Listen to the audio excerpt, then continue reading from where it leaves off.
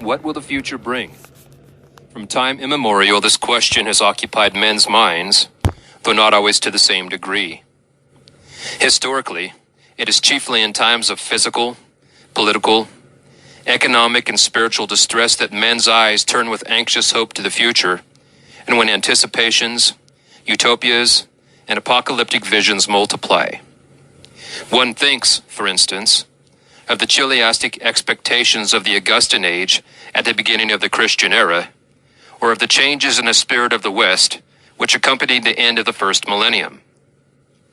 Today, as the end of the second millennium draws near, we are again living in an age filled with apocalyptic images of universal destruction. What is the significance of that split, symbolized by the Iron Curtain, which divides humanity into two halves?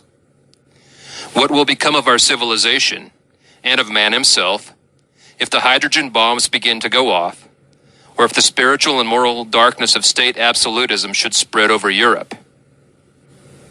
We have no reason to take this threat lightly.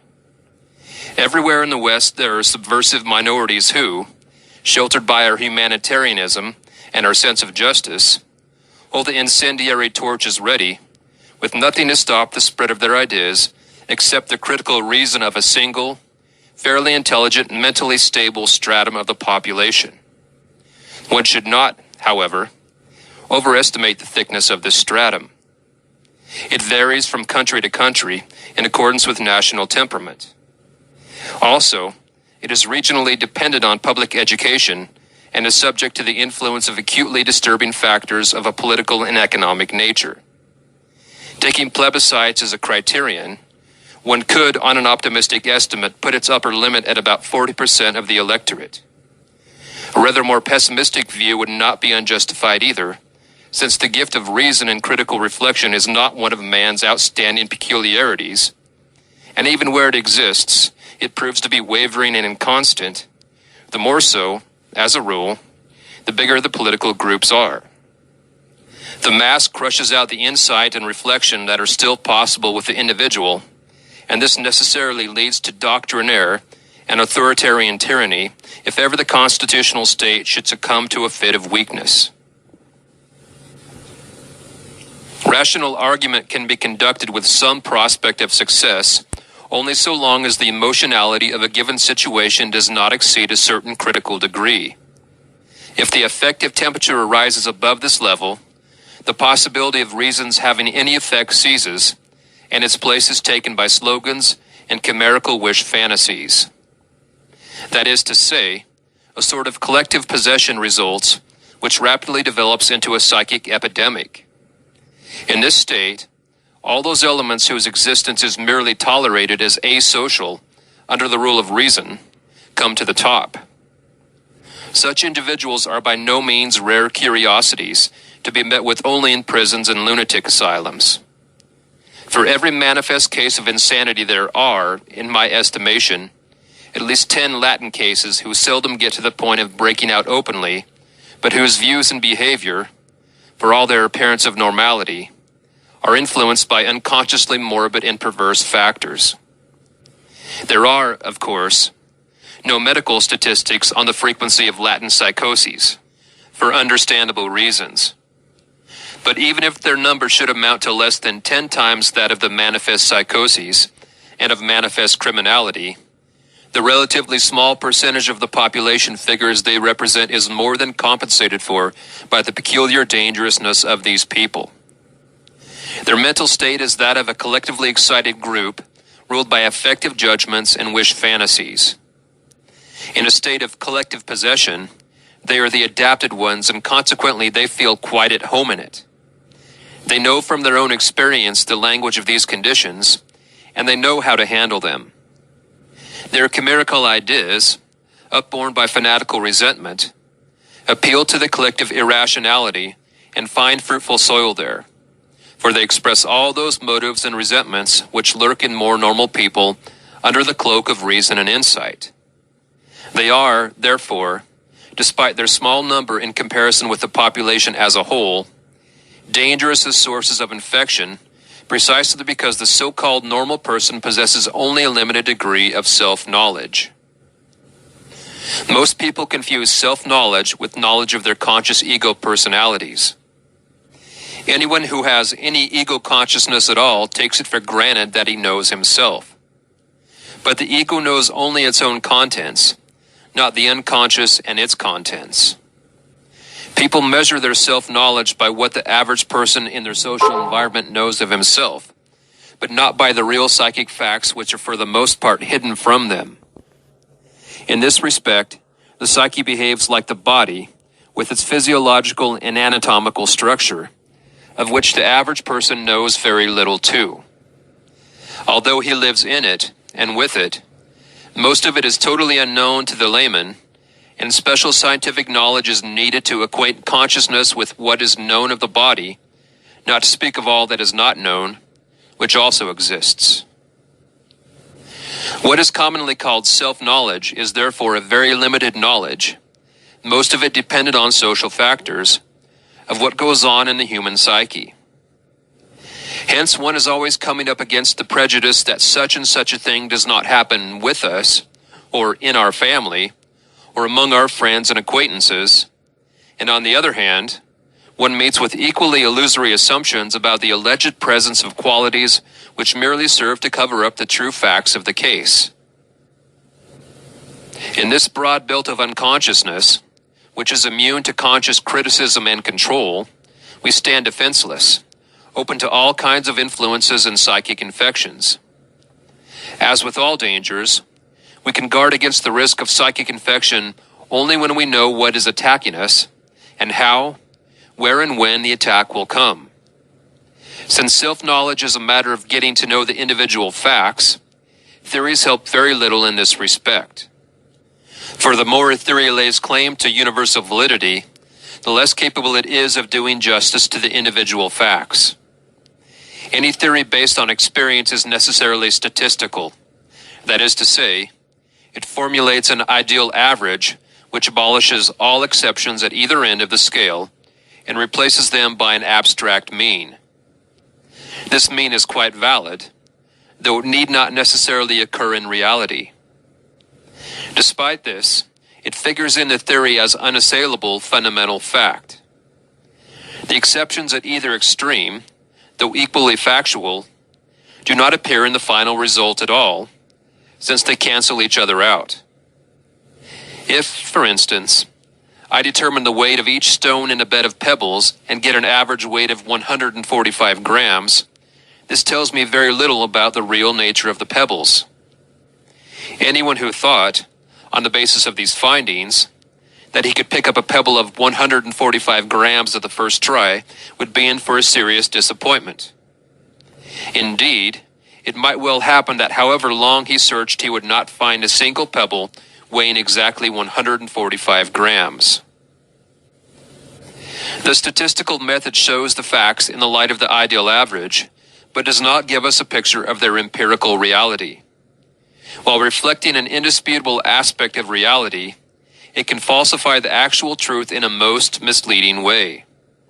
This is particularly true of theories which are based on statistics.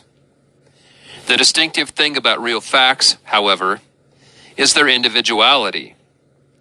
Not to put too fine a point on it, one could say that the real picture consists of nothing but exceptions to the rule, and that, in consequence, absolute reality has predominantly the character of irregularity. These considerations must be borne in mind whenever there is talk of a theory serving as a guide to self-knowledge. There is and can be no self-knowledge based on theoretical assumptions, for the object of self-knowledge is an individual, a relative exception, and an irregular phenomenon. Hence, it is not the universal and the regular that characterizes the individual, but rather the unique. He is not to be understood as a recurrent unit, but as something unique and singular, which in the last analysis can neither be known nor compared with anything else. At the same time, man, as a member of a species, can and must be described as a statistical unit. Otherwise, nothing general could be said about him. For this purpose, he has to be regarded as a comparative unit. This results in a universally valid anthropology or psychology, as the case may be, with an abstract picture of man as an average unit from which all individual features have been removed. But it is precisely these features which are of paramount importance for understanding man. If I want to understand an individual human being, I must lay aside all scientific knowledge of the average man and discard all theories in order to adopt a completely new and unprejudiced attitude. I can only approach the task of understanding with a free and open mind, whereas knowledge of man, or insight into human character, presupposes all sorts of knowledge about mankind in general. Now, whether it is a question of understanding a fellow human being or of self-knowledge, I must in both cases leave all theoretical assumptions behind me. Since scientific knowledge not only enjoys universal esteem, but, in the eyes of modern man, counts as the only intellectual and spiritual authority, understanding the individual obliges me to commit lèse-majesté, so to speak, to turn a blind eye to scientific knowledge. This is a sacrifice not lightly made, for the scientific attitude cannot rid itself so easily of its sense of responsibility. And if the psychologist happens to be a doctor who wants not only to classify his patient scientifically, but also to understand him as a human being, he is threatened with the conflict of duties between the two diametrically opposed and mutually exclusive attitudes of knowledge, on the one hand, and understanding on the other. This conflict cannot be solved by an either-or, but only by a kind of two-way thinking, doing one thing while not losing sight of the other. In view of the fact that, in principle, the positive advantages of knowledge work specifically to the disadvantage of understanding, the judgment resulting therefrom is likely to be something of a paradox. Judged scientifically, the individual is nothing but a unit which repeats itself ad infinitum and could just as well be designated with a letter of the alphabet. For understanding, on the other hand, it is just the unique individual human being who, when stripped of all those conformities and regularities so dear to the heart of the scientist, is the supreme and only real object of investigation. The doctor, above all, should be aware of this contradiction. On the one hand, he is equipped with the statistical truths of his scientific training, and on the other, he is faced with the task of treating a sick person who, especially in a case of psychic suffering, requires individual understanding. The more schematic the treatment is, the more resistances it, quite rightly, calls up in the patient, and the more the cure is jeopardized.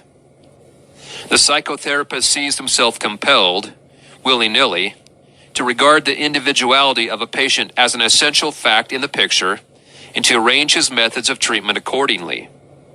Today, over the whole field of medicine, it is recognized that the task of the doctor consists in treating the sick person, not an abstract illness. This illustration in the case of medicine is only a special instance of the problem of education and training in general. Scientific education is based in the main on statistical truths, and abstract knowledge and therefore imparts an unrealistic, rational picture of the world in which the individual, as a merely marginal phenomenon, plays no role. The individual, however, as an irrational datum, is the true and authentic carrier of reality, the concrete man as opposed to the unreal ideal or normal man to whom the scientific statements refer. What is more, most of the natural sciences try to represent the results of their investigations as though these had come into existence without man's intervention, in such a way that the collaboration of the psyche, an indispensable factor, remains invisible. An exception to this is modern physics, which recognizes that the observed is not independent of the observer. So in this respect, too, science conveys a picture of the world from which a real human psyche appears to be excluded, the very antithesis of the humanities. Under the influence of scientific assumptions, not only the psyche, but the individual man and, indeed, all individual events whatsoever suffer a leveling down and a process of blurring that distorts the picture of reality into a conceptual average. We ought not to underestimate the psychological effect of the statistical world picture. It displaces the individual in favor of anonymous units that pile up into mass formations. Science supplies us with, instead of the concrete individual, the names of organizations and, at the highest point, the abstract idea of the state as the principle of political reality. The moral responsibility of the individual is then inevitably replaced by the policy of the state, raison d'etat.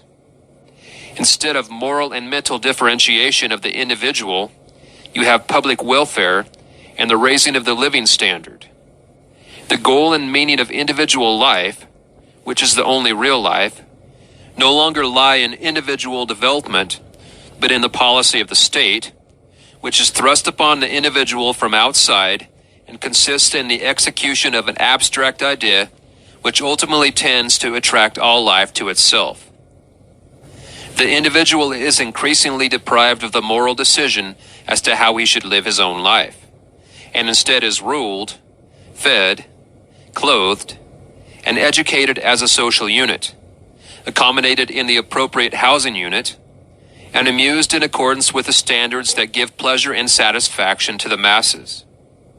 The rulers, in their turn, are just as much social units as the ruled, and are distinguished only by the fact that they are specialized mouthpieces of the state doctrine. They do not need to be personalities capable of judgment, but thoroughgoing specialists who are unusable outside their line of business. State policy decides what shall be taught and studied. The seemingly omnipotent state doctrine is, for its part, manipulated in the name of state policy by those occupying the highest positions in the government, where all the power is concentrated. Whoever, by election or caprice, gets into one of these positions is no longer subservient to authority, for he is the state policy itself, and within the limits of the situation can proceed at his own discretion. With Louis XIV, he can say, "L'état c'est moi." He is thus the only individual, or, at any rate, one of the few individuals who can make use of their individuality, if only they knew how to differentiate themselves from the state doctrine. They are more likely, however, to be the slaves of their own fictions. Such one-sidedness is always compensated psychologically by unconscious subversive tendencies. Slavery and rebellion are inseparable correlates. Hence, rivalry for power and exaggerated distrust pervade the entire organism from top to bottom.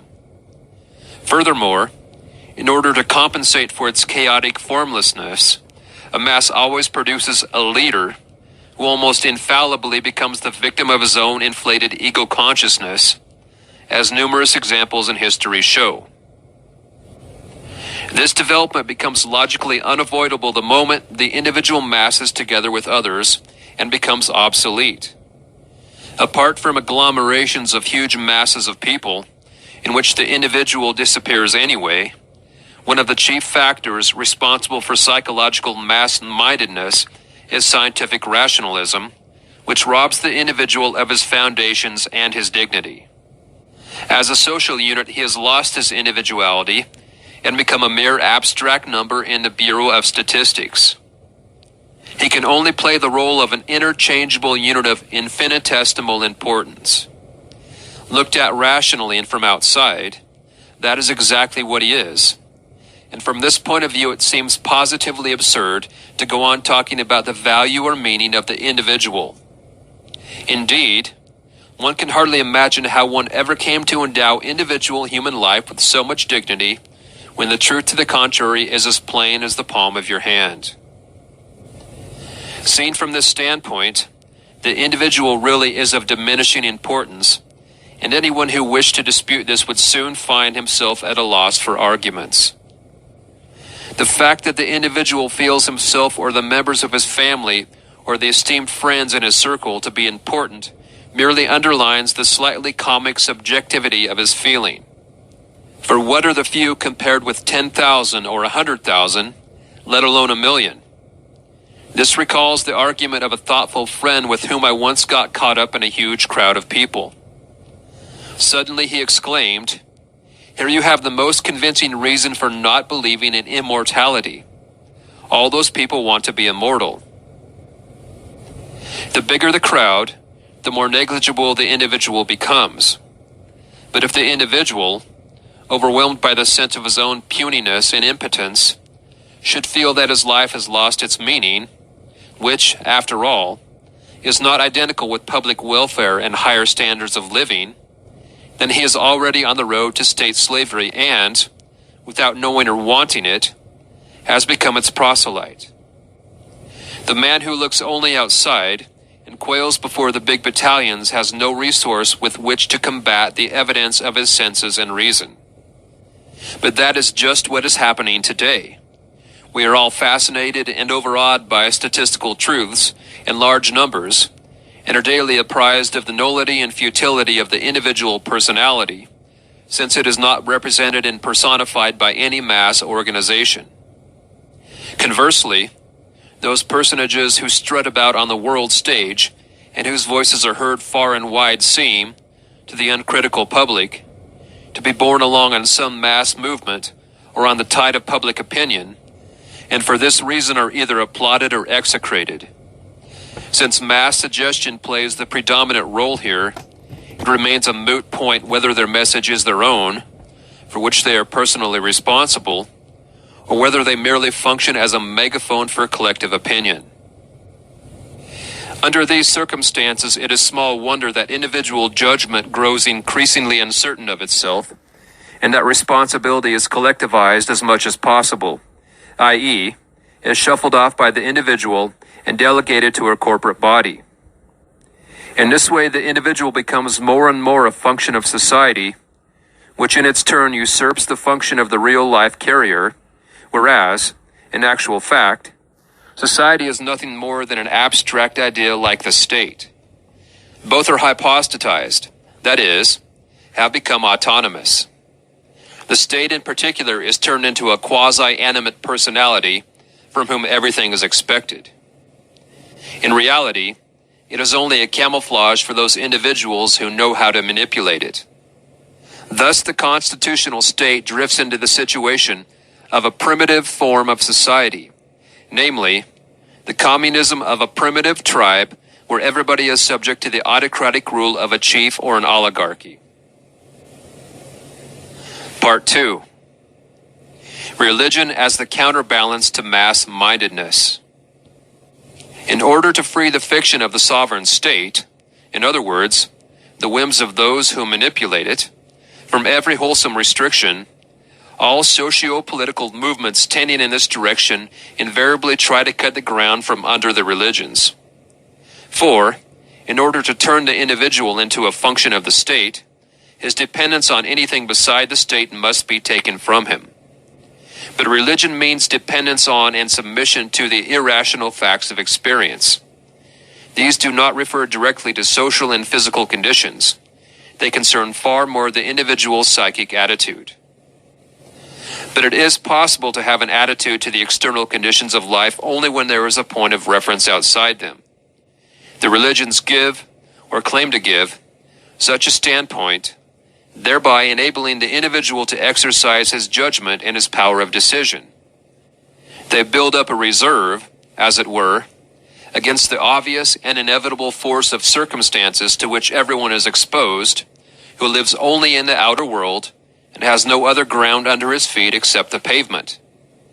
If statistical reality is the only reality, then it is the sole authority.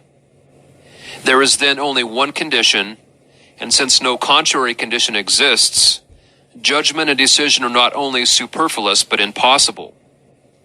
Then the individual is bound to be a function of statistics, and hence a function of the state, or whatever the abstract principle of order may be called. The religions, however, teach another authority opposed to that of the world. The doctrine of the individual's dependence on God makes just as high a claim upon him as the world does. It may even happen that the absoluteness of this claim estranges him from the world in the same way he is estranged from himself when he succumbs to the collective mentality. He can forfeit his judgment and power of decision in the former case, for the sake of religious doctrine, quite as much as in the latter. This is the goal the religions openly aspire to, unless they compromise with the state. When they do, I prefer to call them not religions, but creeds. A creed gives expression to a definite collective belief, whereas the word religion expresses a subjective relationship to certain metaphysical, extra-mundane factors.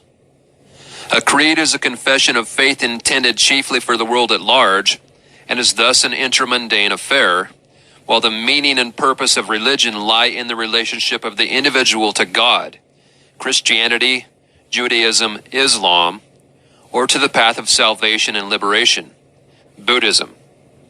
From this basic fact, all ethics is derived, which without the individual's responsibility before God can be called nothing more than conventional morality.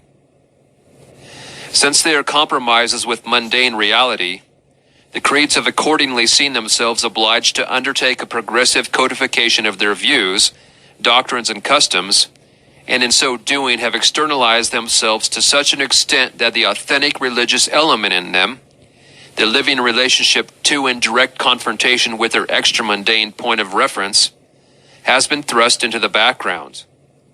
The denominational standpoint measures the worth and importance of the subjective religious relationship by the yardstick of traditional doctrine, and where this is not so frequent, as in Protestantism, one immediately hears talk of pietism, sectarianism, eccentricity, and so forth, as soon as anyone claims to be guided by God's will.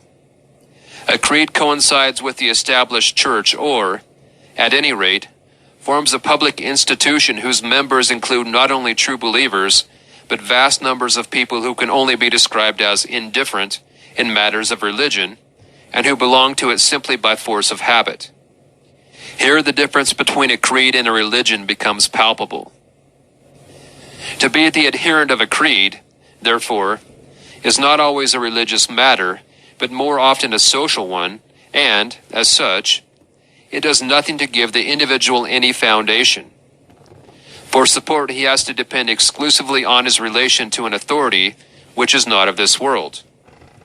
The criterion here is not lip service to a creed, but the psychological fact that the life of the individual is not determined solely by the ego and its opinions, or by social factors, but quite as much, if not more, by a transcendent authority. It is not ethical principles, however lofty, or creeds, however orthodox, that lay the foundations for the freedom and autonomy of the individual, but simply and solely the empirical awareness, the incontrovertible experience of an intensely personal, reciprocal relationship between man and an extra-mundane authority which acts as a counterpoise to the world and its reason.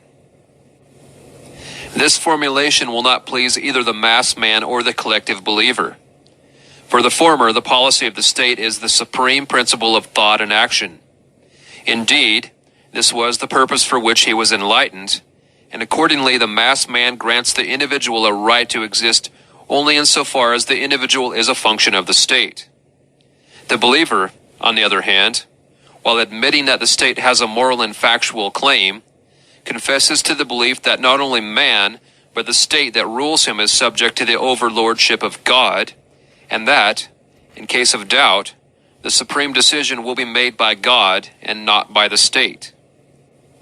Since I do not presume to any metaphysical judgments, I must leave it an open question whether the world, i.e., the phenomenal world of man, and hence nature in general, is the opposite of God or not. I can only point to the fact that the psychological opposition between the two realms of experience is not only vouched for in the New Testament, but is still exemplified very plainly today in the negative attitude of the dictator states to religion, and of the church to atheism and materialism.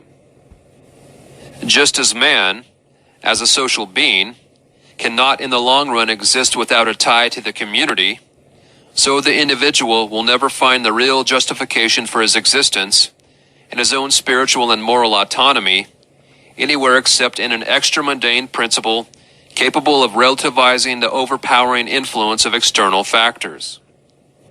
The individual who is not anchored in God can offer no resistance on his own resources to the physical and moral blandishments of the world.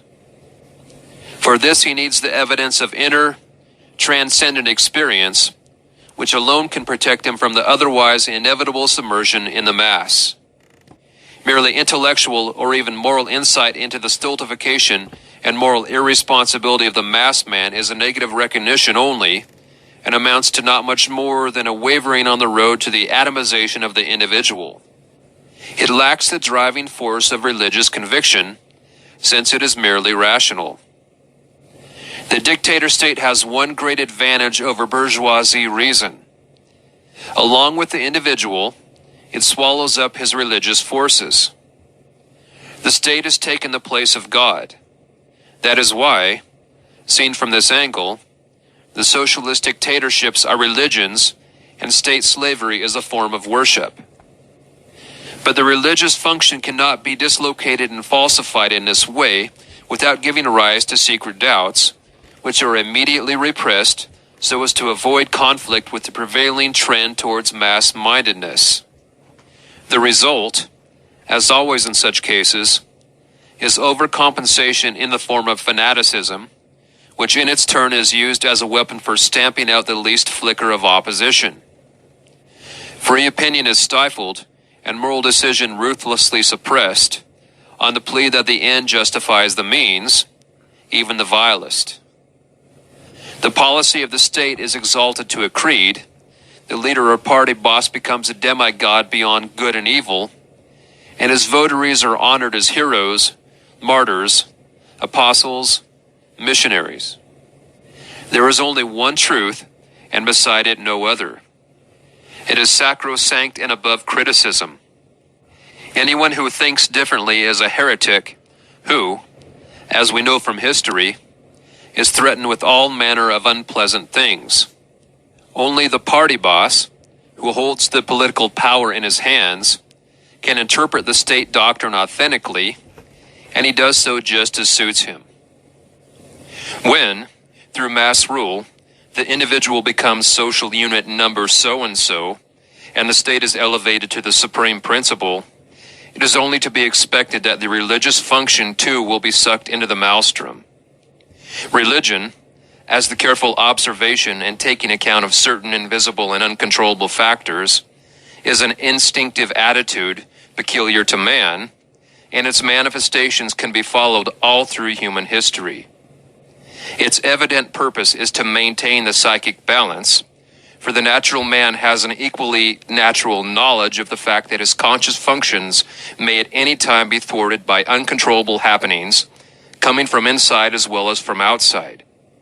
For this reason, he is always taking care that any difficult decision likely to have consequences for himself and others shall be rendered safe by suitable measures of a religious nature. Offerings are made to the invisible powers, formidable blessings are pronounced, and all kinds of solemn rites are performed. Everywhere and at all times there have been rites d'entrée et de sortie, whose magical efficacy is denied, and which are impugned as magic and superstition by rationalists incapable of psychological insight. But magic has, above all, a psychological effect whose importance should not be underestimated.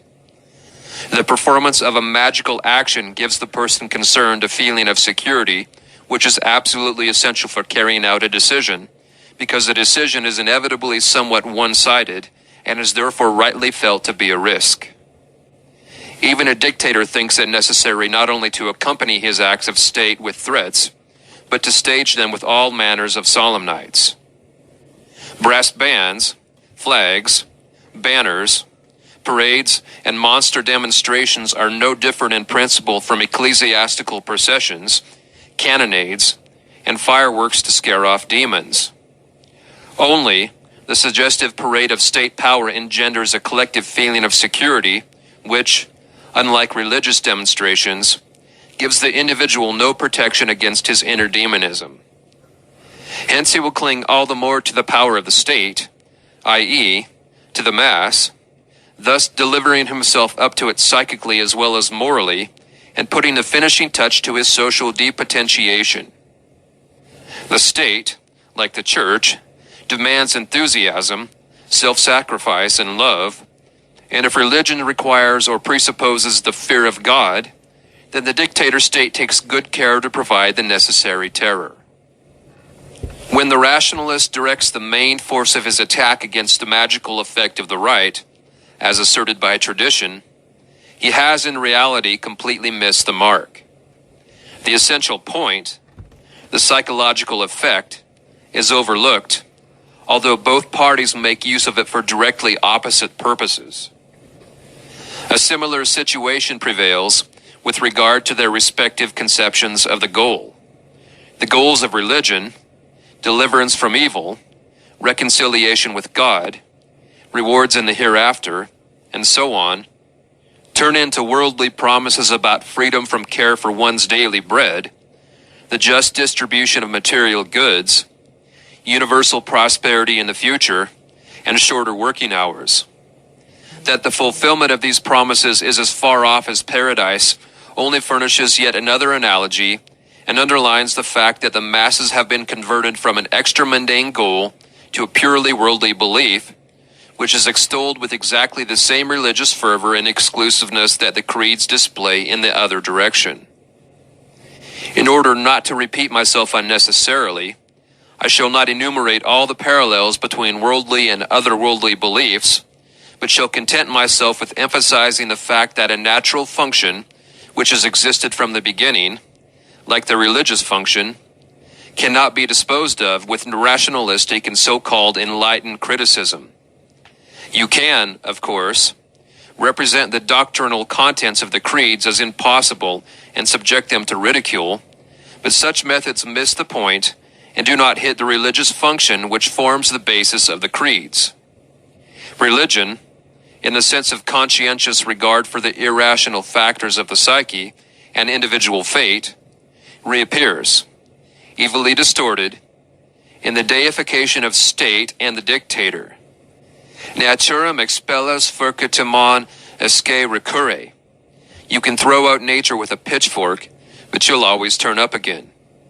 The leaders and dictators, having weighed up the situation correctly, are therefore doing their best to gloss over all the too obvious parallel with the deification of Caesar, and to hide their real power behind the fiction of the state, though this, of course, alters nothing.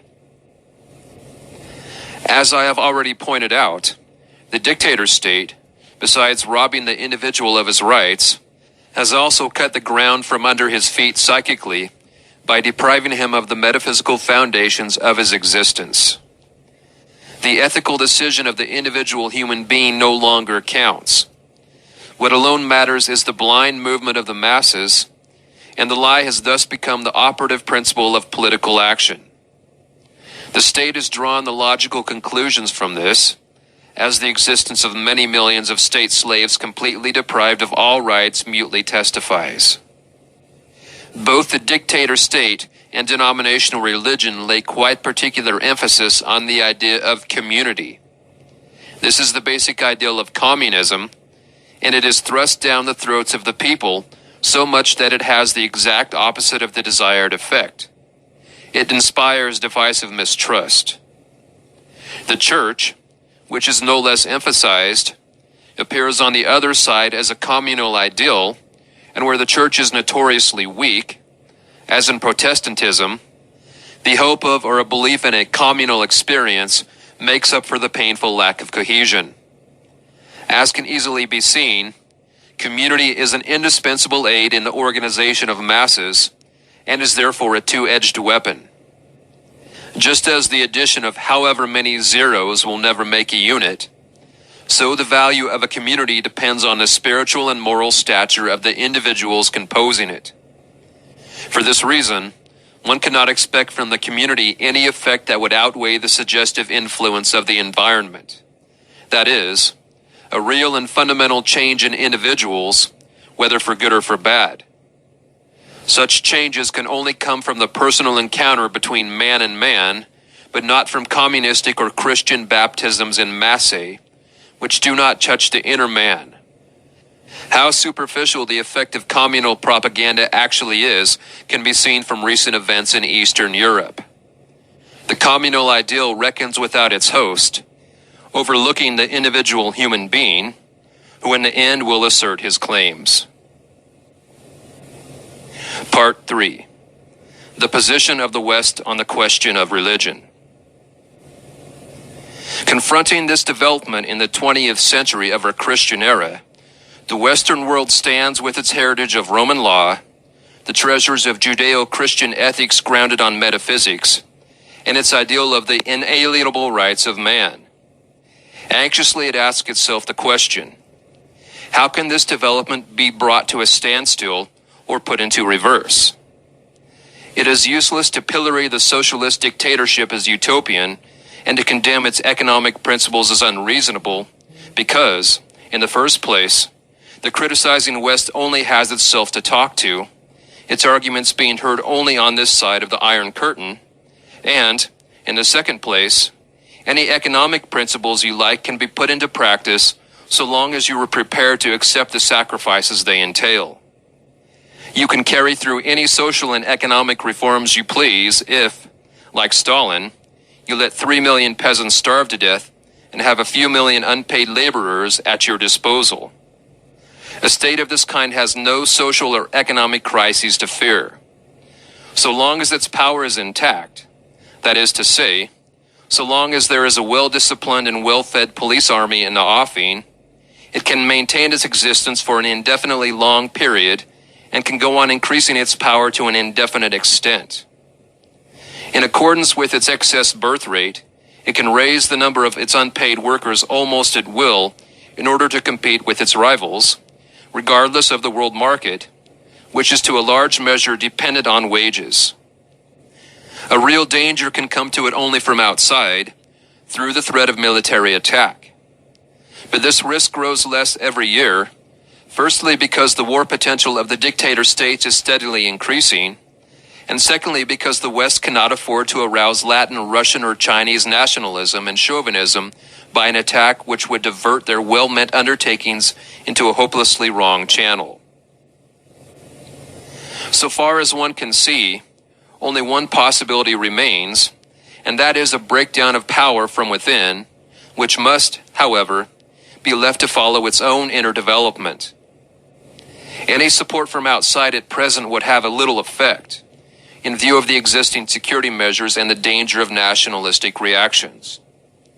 The absolute state has an army of fanatical missionaries to do its bidding in matters of foreign policy, and these in their turn can count on a fifth column who are guaranteed asylum under the laws and constitution of the Western states. In addition, the communes of believers, very strong in places, considerably weaken Western government's powers of decision, whereas the West has no opportunity to exert a similar influence on our rivals, though we are probably not wrong in surmising that there is a certain amount of opposition among the masses in the East. There are always upright and truth-loving people to whom lying and tyranny are hateful, but one cannot judge whether they exert any decisive influence on the masses under the police regimes. In view of this uncomfortable situation, the question is heard again and again in the West. What can we do to counter this threat from the East? Even though the West has considerable industrial power and a sizable defense potential at its command, we cannot rest content with this, for we know that even the biggest guns and the heaviest industry, with its relatively high living standard, are not enough to check the psychic infections spread by religious fanaticism. The West has unfortunately not yet awakened to the fact that our appeal to idealism and reason and other desirable virtues, delivered with so much enthusiasm, is mere sound and fury. It is a puff of wind swept away in the storm of religious faith, however twisted this faith may appear to us. We are faced, not with a situation that can be overcome by rational or moral arguments, but with an unleashing of emotional forces and ideas engendered by the spirit of the times, and these, as we know from experience, are not much influenced by rational reflection and still less by moral exhortation. It has been correctly realized in many quarters that the Alex Formic, the antidote, should in this case be an equally potent faith of a different and non-materialistic kind, and that the religious attitude grounded upon it would be the only effective defense against the danger of psychic infection. Unhappily, the little word should, which never fails to appear in this connection, points to a certain weakness, if not the absence, of this desideratum. Not only does the West lack a uniform faith that could block the progress of a fanatical ideology, but, as the father of Marxist philosophy, it makes use of exactly the same spiritual assumptions, the same arguments and aims. Although the churches in the West enjoy full freedom, they are not less full or empty than in the East. Yet they exercise no noticeable influence on the broad course of politics. The disadvantage of a creed as a public institution is that it serves two masters. On the one hand, it derives its existence from the relationship of man to God, and on the other hand, it owes a duty to the state, i.e., to the world, in which connection it can appeal to the saying, "Render unto Caesar," and various other admonitions in the New Testament. In early times and until comparatively recently there was, therefore, talk of powers ordained by God, Romans 13:1. Today this conception is antiquated. The churches stand for traditional and collective convictions, which in the case of many of their adherents are no longer based on their own inner experiences, but on unreflecting belief, which is notoriously apt to disappear as soon as one begins thinking about it. The content of belief then comes into collision with knowledge, and it often turns out that the irrationality of the former is no match for the ratiocinations of the latter. Belief is no adequate substitute for inner experience, and where this is absent, even a strong faith, which came miraculously as a gift of grace, may depart equally miraculously. People call faith the true religious experience, but they do not stop to think that actually it is a secondary phenomenon arising from the fact that something happened to us in the first place, which instilled into us, that is, trust and loyalty. This experience has a definite content that can be interpreted in terms of one or the other of the denominational creeds. But the more this is so, the more the possibilities of these conflicts with knowledge mount up, which in themselves are quite pointless.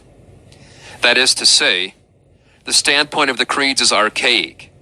They are full of impressive mythological symbolism which, if taken literally, comes into insufferable conflict with knowledge. But if, for instance, the statement that Christ rose from the dead is to be understood not literally but symbolically, then it is capable of various interpretations that do not collide with knowledge and do not impair the meaning of the statement. The objection that understanding it symbolically puts an end to the Christian's hope of immortality is invalid, because long before the coming of Christianity, mankind believed in a life after death, and therefore had no need of the Easter event as guarantee of immortality. The danger that a mythology understood too literally, and as taught by the Church, will suddenly be repudiated lock, stock, and barrel is today greater than ever. Is it not time that the Christian mythology, instead of being wiped out, was understood symbolically for once? It is still too early to say what might be the consequences of a general recognition of the fatal parallelism between the state religion of the Marxists and the state religion of the Church. The absolutist claim of a civitas Dei, represented by man, bears an unfortunate resemblance to the divinity of the state and the moral conclusion drawn by Ignatius Loyola from the authority of the Church. The end sanctifies the means, anticipates the lie as a political instrument in an exceedingly dangerous way. Both demand unqualified submission to faith and thus curtail man's freedom. The one his freedom before God, and the other his freedom before the state, thereby digging the grave for the individual. The fragile existence of the individual, the unique carrier of life, is threatened on both sides, despite their respective promises of spiritual and material idols to come. And how many of us can, in the long run, fight against the proverbial wisdom of a bird in the hand is worth two in the bush. Besides which, the West cherishes the same scientific and rationalistic Weltanschauung with its statistical leveling down tendency and materialistic aims as the state religion of the Eastern Bloc, as I have explained above. What, then, has the West, with its political and denominational schisms, to offer to modern man in his need? Nothing, unfortunately, except a variety of paths, all leading to one goal, which is practically indistinguishable from the Marxist ideal. It requires no special effort of understanding to see where the communist ideology gets the certainty of its belief that time is on its side, and that the world is ripe for conversion. The facts speak a language that is all too plain in this respect. It will not help us in the West to shut our eyes to this, and not recognize our fatal vulnerability. Anyone who has once learned to submit absolutely to a collective belief, and to renounce his eternal right to freedom and the equally eternal duty of individual responsibility, will persist in this attitude, and will be able to set out with the same credulity and the same lack of criticism in the reverse direction, if another and manifestly better belief is foisted upon his alleged idealism. What happened not so long ago to a civilized European nation? We accuse the Germans of having forgotten it all again already, but the truth is that we don't know for certain whether something similar might not happen elsewhere. It would not be surprising if it did, and if another civilized nation succumbed to the infection of a uniform and one-sided idea. America, which, oque mutatu rerum, forms the real political backbone of Western Europe, seems to be immune because of the outspoken counterposition she has adopted, but in point of fact, she is perhaps even more vulnerable than Europe, since her educational system is the most influenced by the scientific Weltanschauung with its statistical truths, and her mixed population finds it difficult to strike roots in a soil that is practically without history. The historical and humanistic type of education so sorely needed in such circumstances leads, on the contrary, a Cinderella existence. Though Europe possesses this latter requirement, she uses it to her own undoing in the form of nationalistic egoisms and paralyzing skepticism. Common to both is the materialistic and the collectivist goal, and both lack the very thing that expresses and grips the whole man, namely, an idea which puts the individual human being in the center as the measure of all things. This idea alone is enough to arouse the most violent doubts and resistances on all sides, and one could almost go as far as to assert that the valuelessness of the individual, in comparison with large numbers, is the one belief that meets with universal and unanimous assent. To be sure, we all say that this is the century of the common man, that he is the Lord of the earth, the air and the water, and that on his decision hangs the historical fate of the nations. This proud picture of human grandeur is unfortunately an illusion only, and is counterbalanced by a reality which is very different. In this reality, man is the slave and victim of the machines that have conquered space and time for him.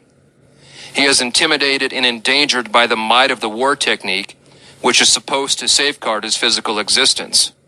His spiritual and moral freedom, though, guaranteed within limits in one half of his world, is threatened with chaotic disorientation, and in the other half it is abolished altogether. Finally, to add comedy to tragedy, this lord of the elements, this universal arbiter, hugs to his bosom notions which stamp his dignity as worthless and turn his autonomy into an absurdity. All his achievements and possessions do not make him bigger. On the contrary, they diminish him, as the fate of the factory worker under the rule of a just distribution of goods clearly demonstrates. Part 4. The individual's understanding of himself. It is astounding that man, the instigator, inventor and vehicle of all these developments, the originator of all judgments and decisions, and the planner of the future, must make himself such a quantité négligible. The contradiction, the paradoxical evaluation of humanity by man himself, is in truth a matter for wonder, and one can only explain it as springing from an extraordinary uncertainty of judgment. In other words, man is an enigma to himself. This is understandable, seeing that he lacks the means of comparison necessary for self-knowledge. He knows how to distinguish himself from the other animals in point of anatomy and physiology, but as a conscious, reflecting being, gifted with speech, he lacks all criteria for self-judgment. He is on this planet a unique phenomenon which he cannot compare with anything else. The possibility of comparison and hence of self-knowledge would arise only if he could establish relations with quasi-human mammals inhabiting other stars. Until then, man must continue to resemble a hermit who knows that in respect of comparative anatomy he has affinities with the anthropoids, but, to judge by appearances, it is extraordinarily different from his cousins in respect of his psyche. It is just in this most important characteristic of his species that he cannot know himself, and therefore remains a mystery to himself. The differences of degree within his own species are of little significance compared with the possibilities of self-knowledge, which would be occasioned by an encounter with a creature of similar structure but different origin. Our psyche, which is primarily responsible for all the historical changes wrought by the hand of man on the face of this planet, remains an insoluble puzzle and an incomprehensible wonder, an object of abiding perplexity, a feature it shares with all nature's secrets. In regard to the latter, we still have hope of making more discoveries and finding answers to the most difficult questions. But in regard to the psyche and psychology, there seems to be a curious hesitancy. Not only is it the youngest of the empirical sciences, but it has great difficulty in getting anywhere near its proper object. In the same way that our misconception of the solar system had to be freed from prejudice by Copernicus, the most strenuous efforts of a well-nigh revolutionary nature were needed to free psychology, first from the spell of mythological ideas, and then from the prejudice that the psyche is, on the one hand, a mere epiphenomenon of a biochemical process in the brain, or, on the other hand, a wholly unapproachable and recondite matter. The connection with the brain does not in itself prove that the psyche is an epiphenomenon, a secondary function causally dependent on biochemical processes. Nevertheless, we know only too well how much the psychic function can be disturbed by verifiable processes in the brain, and this fact is so impressive that the subsidiary nature of the psyche seems an almost unavoidable inference. The phenomena of parapsychology, however, warn us to be careful, for they point to a relativization of space and time through psychic factors, which cast doubt on our naive and over-hasty explanation of the parallels between the psychic and the physical. For the sake of this explanation, people deny the findings of parapsychology outright, either for philosophical reasons or from intellectual laziness. This can hardly be considered a scientifically responsible attitude, even though it is a popular way out of a quite extraordinary intellectual difficulty. To assess the psychic phenomenon, we have to take account of all the other phenomena that come with it, and accordingly we can no longer practice any psychology that ignores the existence of the unconscious or of parapsychology. The structure and physiology of the brain furnish no explanation of the psychic process.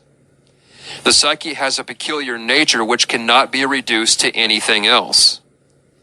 Like physiology, it represents a relatively self-contained field of experience to which we must attribute a quite special importance because it holds within itself one of the two indispensable conditions for existence as such, namely, the phenomenon of consciousness.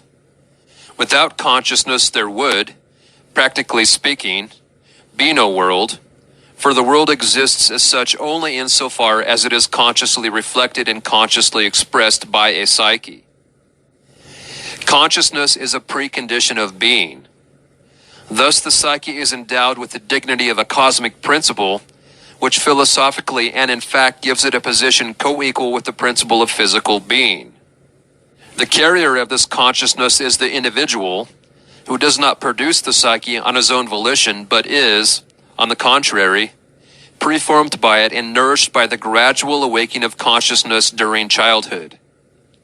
If the psyche must be granted an overriding empirical importance, so also must the individual, who is the only immediate manifestation of the psyche. This fact must be expressly emphasized for two reasons. Firstly, the individual psyche, just because of its individuality, is an exception to the statistical rule and is therefore robbed of one of its main characteristics when subjected to the leveling influence of statistical evaluation. Secondly, the Church is granted validity only insofar as it acknowledges their dogmas.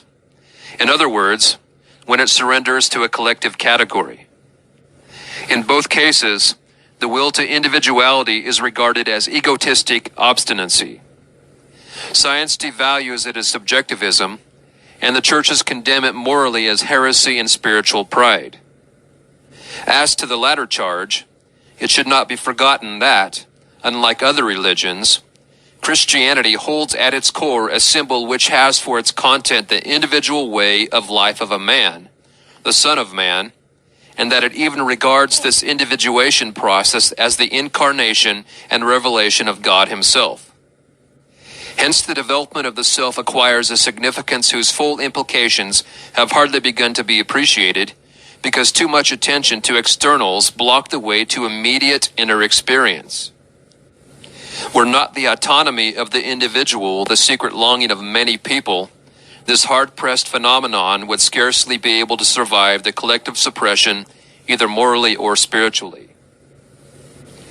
All these obstacles make it more difficult to arrive at a correct appreciation of the human psyche, but they count for very little beside one other remarkable fact that deserves mentioning. This is the common psychiatric experience that the devaluation of the psyche and other resistances to psychological enlightenment are based in large measure on fear, on panic fear of the discoveries that might be made in the realm of the unconscious. These fears are found not only among persons who are frightened by the picture Freud painted of the unconscious, they also troubled the originator of psychoanalysis himself, who confessed to me that it was necessary to make a dogma of his sexual theory because this was the sole bulwark of reason against a possible outburst of the black flood of occultism. In these words, Freud was expressing his conviction that the unconscious still harbored many things that might lend themselves to occult interpretations, as is in fact the case. These archaic vestiges, or archetypal forms grounded on the instincts and giving expression to them, have a numinous quality that sometimes arouses fear. They are ineradicable, for they represent the ultimate foundations of the psyche itself. They cannot be grasped intellectually, and when one has destroyed one manifestation of them, they reappear in altered form. It is this fear of the unconscious psyche which not only impedes self-knowledge, but is the gravest obstacle to a wider understanding and knowledge of psychology. Often the fear is so great that one dares not admit it even to oneself. Here is a question that every religious person should consider very seriously. He might get an illuminating answer. A scientifically oriented psychology is bound to proceed abstractly. That is, it removes itself just sufficiently far from its object not to lose sight of it altogether. That is why the findings of laboratory psychology are, for all practical purposes, often so remarkably unenlightening and devoid of interest. The more the individual object dominates the field of vision, the more practical, detailed, and alive will be the knowledge derived from it. This means that the objects of investigation, too, become more and more complicated, and the uncertainty of individual factors increases proportionally to their number, thus increasing the possibility of error. Understandably enough, academic psychology is scared of this risk and prefers to avoid complex impunity. It has full freedom in the choice of questions it will put to nature. Medical psychology is very far from being in this more or less enviable position. Here the object puts the question and not the experimenter. The doctor is confronted with facts which are not of his choosing, and which he probably never would choose if he were a free agent. It is the sickness or the patient that puts the crucial questions. In other words, nature experiments with the doctor in expecting an answer from him. The uniqueness of the individual and of his situation stares the doctor in the face and demands an answer. His duty as a physician forces him to cope with a situation swarming with uncertainty factors. At first he will apply principles based on general experience, but he will soon realize that principles of this kind do not adequately express the facts and fail to meet the nature of the case. The deeper his understanding penetrates, the more the general principles lose their meaning. But these principles are the foundation of objective knowledge and the yardstick by which it is measured. With the growth of what both patient and doctor feel to be understanding, the situation becomes increasingly subjectivized. What was an advantage to begin with threatens to turn into a dangerous disadvantage. Subjectivization, in technical terms, transference and countertransference, creates isolation from the environment, a social limitation which neither party wishes for but which invariably sets in when understanding predominates and is no longer balanced by knowledge. As understanding deepens, the further removed it becomes from knowledge. An ideal understanding would ultimately result in each party's unthinkingly going along with the other's experience, a state of uncritical passivity coupled with the most complete subjectivity and lack of social responsibility. Understanding carried to such lengths is in any case impossible, for it would require the virtual identification of two different individuals. Sooner or later, the relationship reaches a point where one partner feels he is being forced to sacrifice his own individuality so that it may be assimilated by that of the other. This inevitable consequence breaks the understanding, for understanding presupposes the integral preservation of the individuality of both partners. It is therefore advisable to carry understanding only to the point where the balance between understanding and knowledge is reached, for understanding at all costs is injurious to both partners. This problem arises whenever complex, individual situations have to be known and understood. It is the specific task of psychology to provide just this knowledge and understanding. It would also be the task of the confessor zealous in the cure of souls, were it not that his office inevitably obliges him to apply the yardstick of his denominational bias at the critical moment. As a result, the individual's right to exist as such is cut short by a collective prejudice and often curtailed in the most sensitive area. The only time this does not happen is when the religious symbol, for instance the model life of Christ, is understood concretely and felt by the individual to be adequate. How far this is the case today I would prefer to leave to the judgment of others. At all events, the doctor very often has to treat patients to whom denominational limitations mean little or nothing. His profession therefore compels him to have as few preconceptions as possible. Similarly, while respecting metaphysical, i.e., non-verifiable, convictions and assertions, he will take care not to credit them with universal validity. This caution is called for because individual traits of personality ought not to be twisted out of shape by arbitrary interventions from outside. The doctor must leave this to environmental influences, to the person's own inner development and, in the widest sense, to fate with its wise or unwise decrees. Many people will perhaps find this heightened caution exaggerated. In view of the fact, however, that there is in any case such a multitude of reciprocal influences at work in the dialectical process between two individuals, even if this process is conducted with the most tactful reserve, the responsible doctor will refrain from adding unnecessarily to the collective factors to which his patient has already succumbed. Moreover, He knows very well that the preaching of even the worthiest precepts only provokes the patient into open hostility or a secret resistance and thus needlessly endangers the aim of the treatment. The psychic situation of the individual is so menaced nowadays by advertisement, propaganda, and other more or less well-meant advice and suggestions that for once in his life, the patient might be offered a relationship that does not repeat the nauseating "you should," "you must," and similar confessions of impotence. Against the onslaught from outside, no less than against its repercussions in the psyche of the individual, the doctor sees himself obliged to play the role of counsel for the defense. Fear that anarchic instincts will thereby be let loose is a possibility that is greatly exaggerated, seeing that obvious safeguards exist within and without. Above all, there is the natural cowardice of most men to be reckoned with, not to mention morality, good taste, and last but not least, the penal code.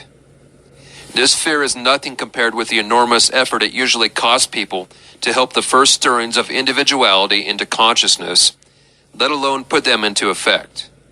And where these individual impulses have broken through too impetuously and unthinkingly, the doctor must protect them from the patient's own clumsy recourse to short-sightedness, ruthlessness, and cynicism. As the dialectical discussion proceeds, a point is reached where an evaluation of these individual impulses becomes necessary. By that time, the patient should have acquired enough certainty of judgment to enable him to act on his own insight and decision, and not from the mere wish to copy convention, even if he happens to agree with collective opinion.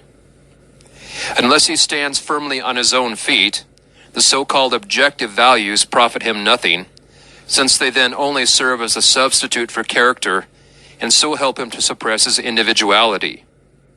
Naturally, society has an indisputable right to protect itself against errant subjectivisms, but insofar as society itself is composed of de-individualized persons, it is completely at the mercy of ruthless individualists. Let it band together into groups and organizations as much as it likes. It is just this banding together and the resultant extinction of the individual personality that makes it succumb so readily to a dictator. A million zeros joined together do not, unfortunately, add up to one. Ultimately, everything depends on the quality of the individual, but the fatally short-sighted habit of our age is to think only in terms of large numbers and mass organizations, though one would think that the world had seen more than enough of what a well-disciplined mob can do in the hands of a single madman. Unfortunately, this realization does not seem to have penetrated very far, and our blindness in this respect is extremely dangerous. People go on blithely organizing and believing in the sovereign remedy of mass action, without the least consciousness of the fact that the most powerful organizations can be maintained only by the greatest ruthlessness of their leaders and the cheapest of slogans. Curiously enough, the churches too want to avail themselves of mass action in order to cast out the devil with Beelzebub. The very churches whose care is the salvation of the individual soul. They too do not appear to have heard anything of the elementary axiom of mass psychology, that the individual becomes morally and spiritually inferior in the mass, and for this reason they do not burden themselves overmuch with the real task of helping the individual to achieve a metanoia, or rebirth of the spirit, Deo Considente. It is, unfortunately, only too clear that if the individual is not truly regenerated in spirit, society cannot be either, for society is the sum total of individuals in need of redemption. I can therefore see it only as a delusion when the churches try, as they apparently do, to rope the individual into a social organization and reduce him to a condition of diminished responsibility, instead of raising him out of the torpid, mindless mass and making clear to him that he is the one important factor and that the salvation of the world consists in the salvation of the individual soul.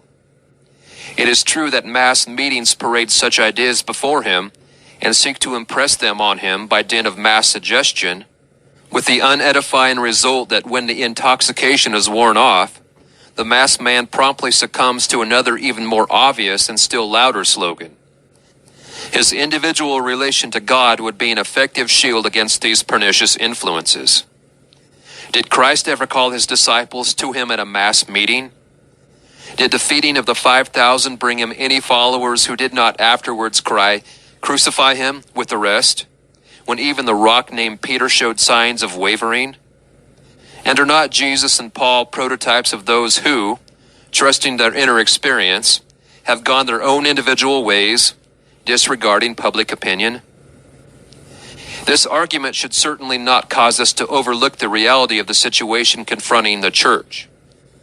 When the church tries to give shape to the amorphous mass by uniting individuals into a community of believers with the help of suggestion, and tries to hold such an organization together, it is not only performing a great social service, but it also secures for the individual the inestimable boon of a meaningful life form.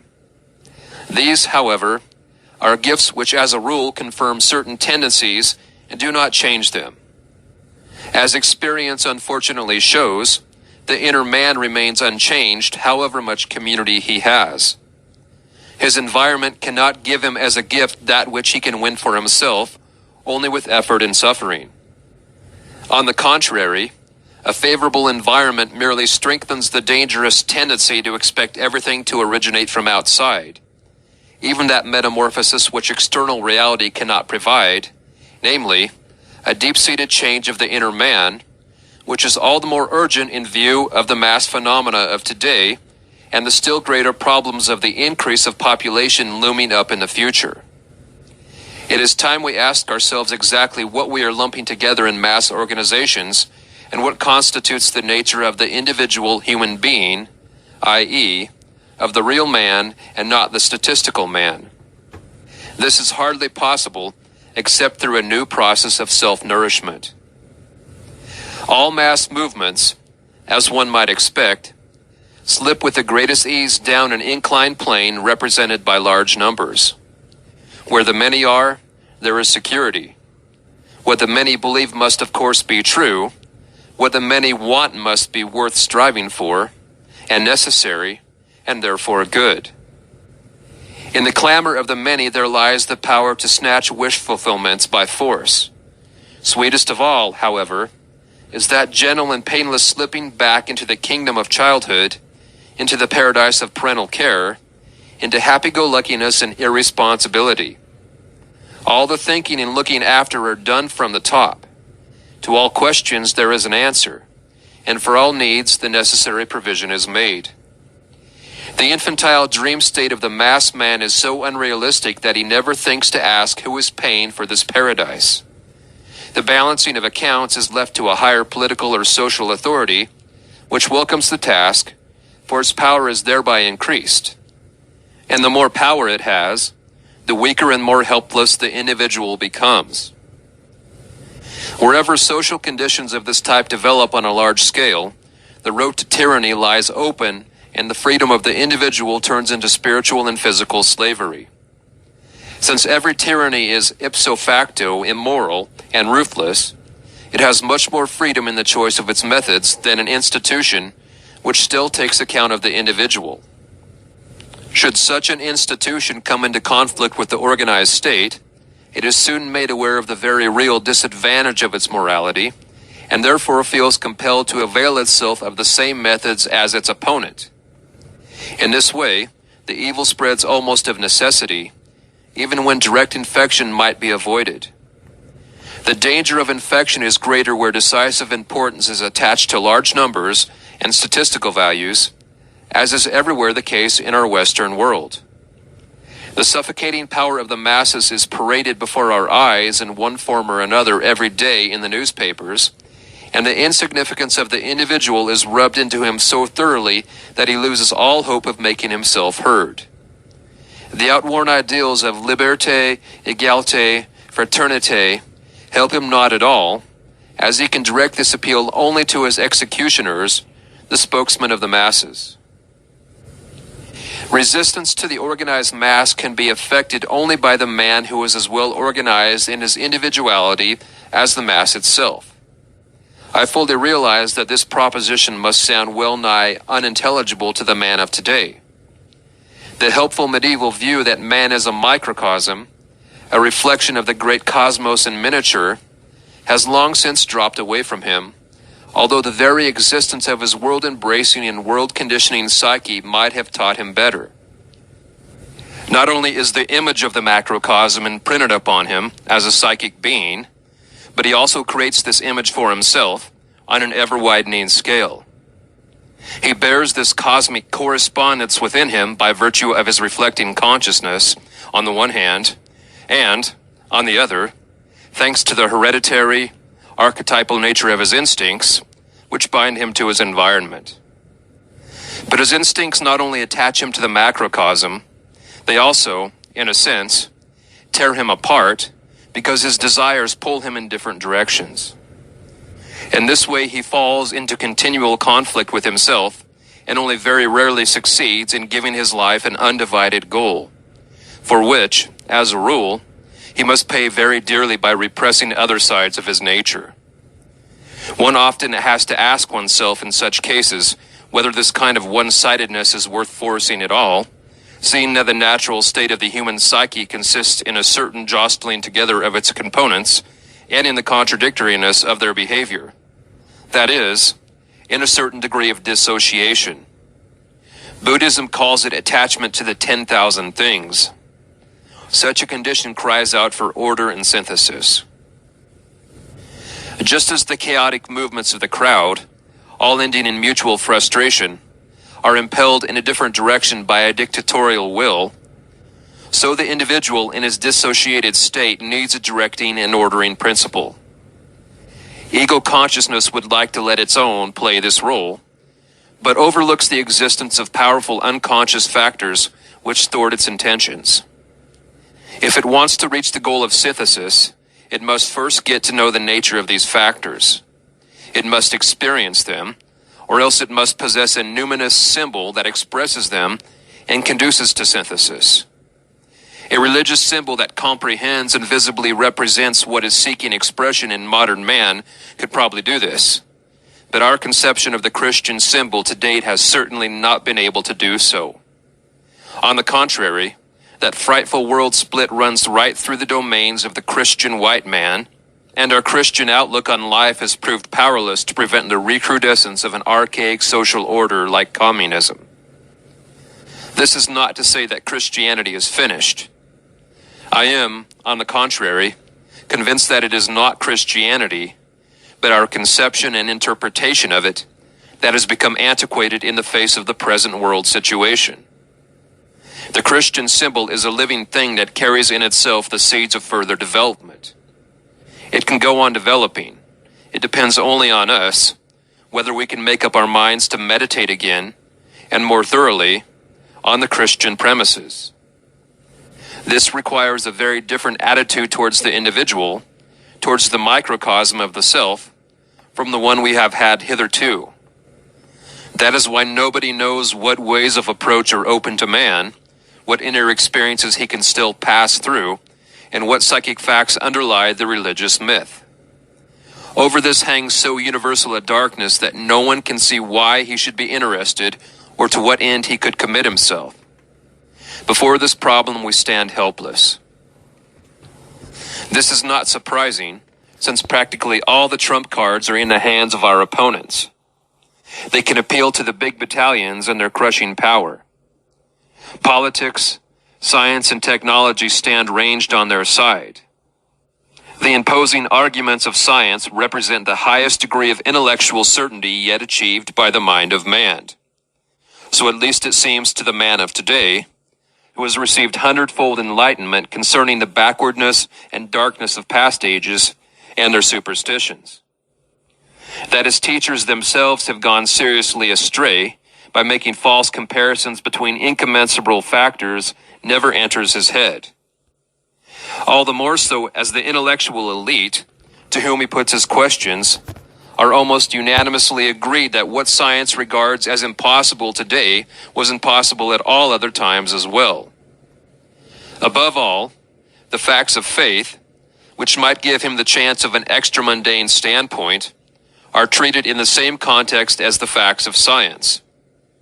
Thus, when the individual questions the churches and their spokesman, to whom is entrusted the cure of souls, he is informed that membership in a creed, a decidedly worldly institution, is more or less de rigueur for religious belief, that the facts of faith, which have become questionable for him, were concrete historical events, that certain ritual actions produce miraculous effects, and that the sufferings of Christ have vicariously saved him from sin and its consequences, i.e., eternal damnation. If, with the limited means at his disposal, he begins to reflect on these things, he will have to confess that he does not understand them at all, and that only two possibilities are open to him: either to believe implicitly or to reject such statements because they are flatly incomprehensible. Whereas the man of today can easily think about and understand all the truths dished out to him by the state, his understanding of religion is made considerably more difficult owing to the lack of explanations. Do you understand what you are reading? And he said, how can I, unless someone guides me? Acts 8:30. If, despite this, he has still not discarded all his religious convictions, this is because the religious impulse rests on an instinctive basis and is therefore a specifically human function. You can take away a man's gods, but only to give him others in return. The leaders of the mass state cannot avoid being deified, and wherever crudities of this kind have not yet been put over by force, obsessive factors arise in their stead, charged with demonic energy. For instance, money, work, political influence, and so forth. When any natural human function gets lost, i.e., is denied conscious and intentional expression, a general disturbance results. Hence, it is quite natural that with the triumph of the goddess of reason, a general neuroticizing of modern man should set in, a dissociation of personality analogous to the splitting of the world today by the Iron Curtain. This boundary line bristling with barbed wire runs through the psyche of modern man, no matter on which side he lives. And just as the typical neurotic is unconscious of his shadow side, so the normal individual, like the neurotic, sees his shadow in his neighbor or in the man beyond the Great Divide. It has even become a political and social duty to apostrophize the capitalism of the one and the communism of the other as the very devil, so as to fascinate the outward eye and prevent it from looking at the individual life within. But just as the neurotic, despite unconsciousness of his other side, has a dim premonition that all is not well with his psychic economy, so Western man has developed an instinctive interest in his psyche and in psychology. Thus it is that the doctor is summoned willy-nilly to appear on the world stage, and questions are addressed to him which primarily concern the most intimate and hidden life of the individual, but which in the last analysis are the direct effects of the zeitgeist. Because of its personal symptomatology, this material is usually considered to be neurotic, and rightly so, since it is made up of infantile fantasies which ill accord with the contents of an adult psyche and are therefore repressed by our moral judgment, insofar as they reach consciousness at all. Most fantasies of this kind do not, in the nature of things, come to consciousness in infantile form, and it is very improbable, to say the least of it, that they were ever conscious and were consciously repressed. Rather, they seem to have been present always, or, at any rate, to have arisen unconsciously, and to have persisted in this state until the psychologist's intervention enabled them to cross the threshold of consciousness. The activation of unconscious fantasies is a process that occurs when consciousness finds itself in a critical situation. Were that not so, the fantasies would be produced normally, and would then be followed by the usual neurotic disturbances. In reality, fantasies of this kind belong to the world of childhood and give rise to disturbances only when prematurely strengthened by abnormal conditions in the conscious life. This is particularly likely to happen when unfavorable influences emanate from the parents, poisoning the atmosphere and producing conflicts which upset the psychic balance of the child. When a neurosis breaks out in an adult, the fantasy world of childhood reappears, and one is tempted to explain the onset of the neurosis causally, as due to the presence of infantile fantasies. But that does not explain why the fantasies did not develop any pathological effects during the interim period. These effects develop only when the individual comes up against a situation he cannot overcome by conscious means.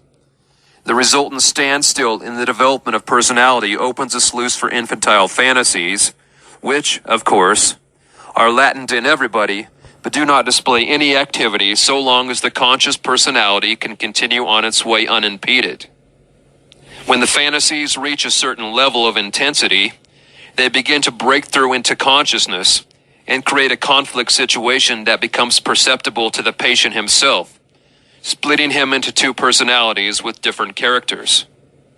The dissociation, however, had been prepared long before in the unconscious, when the energy flowing off from consciousness, because unused, strengthened the negative qualities of the unconscious personality, and particularly its infantile traits.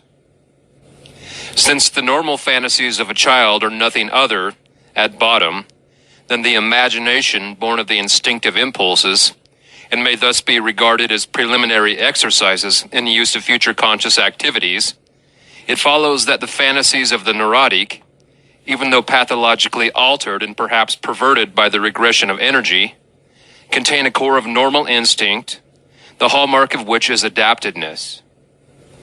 A neurotic illness always implies an unadapted alteration and distortion of normal dynamisms and of the imagination proper to them. Instincts, however, are highly conservative and of extreme antiquity as regards both their dynamism and their form. Their form, when represented to the mind, appears as an image which expresses the nature of the instinctive impulse visually and concretely, like a picture. If we could look into the psyche of the yucca moth, for instance, we would find it in a pattern of ideas, of a numinous or fascinating character, which not only compel the moth to carry out its fertilizing activity on the yucca plant, but help it to recognize the total situation. Instinct is anything but a blind and indefinite impulse, since it proves to be attuned and adapted to a definite external situation. This latter circumstance gives it its specific and irreducible form. Just as an instinct is original and hereditary, so, too, its form is age-old, that is to say, archetypal. It is even older and more conservative than the body's form. These biological considerations naturally apply also to Homo sapiens, who still remains within the framework of general biology, despite the possession of consciousness, will, and reason. The fact that our conscious activity is rooted in instinct and derives from its dynamism as well as the basic features of its ideational forms has the same significance for human psychology as for all other members of the animal kingdom. Human knowledge consists essentially in the constant adaptation of the primordial patterns of ideas that were given us a priori. These need certain modifications because, in their original form, they are suited to an archaic mode of life, but not to the demands of a specifically differentiated environment. If the flow of instinctive dynamism into our life is to be maintained, as is absolutely necessary for our existence, then it is imperative that we remold these archetypal forms into ideas which are adequate to the challenge of the present. 5. The philosophical and the psychological approach to life. Our ideas have, however, the unfortunate but inevitable tendency to lag behind the changes in the total situation. They can hardly do otherwise because, so long as nothing changes in the world, they remain more or less adapted and therefore function in a satisfactory way. There is then no cogent reason why they should be changed and adapted anew. It is only when conditions have altered so drastically that there is an unendurable rift between the outer situation and our ideas, now become antiquated, that the general problem of our Weltanschauung, or philosophy of life, arises, and with it the question of how the primordial images that maintain the flow of instinctive energy are to be reoriented or readapted. They cannot simply be replaced by a new rational configuration, for this would be molded too much by the outer situation, and not enough by man's biological needs. Moreover, not only would it build no bridge to the original man, but it would block the approach to him altogether. This is in keeping with the aims of Marxist education, which seeks, like God himself, to mold man, but in the image of the state. Today, our basic convictions have become increasingly rationalistic. Our philosophy is no longer a way of life, as it was in antiquity.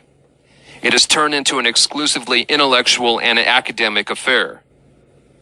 Our denominational religions, with their archaic rites and conceptions, justified enough in themselves, express a view of the world which caused no great difficulties in the Middle Ages, but has become strange and unintelligible to the man of today.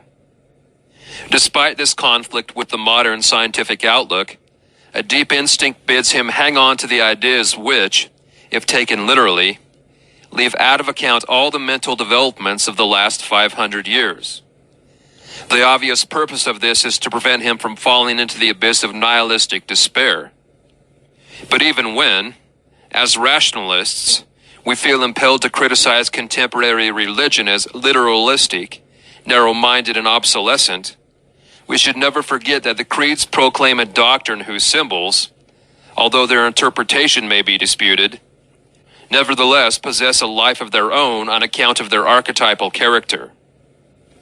Consequently, intellectual understanding is by no means indispensable in all cases, but is called for only when evaluation through feeling and intuition does not suffice, that is to say, with people for whom the intellect holds the prime power of conviction.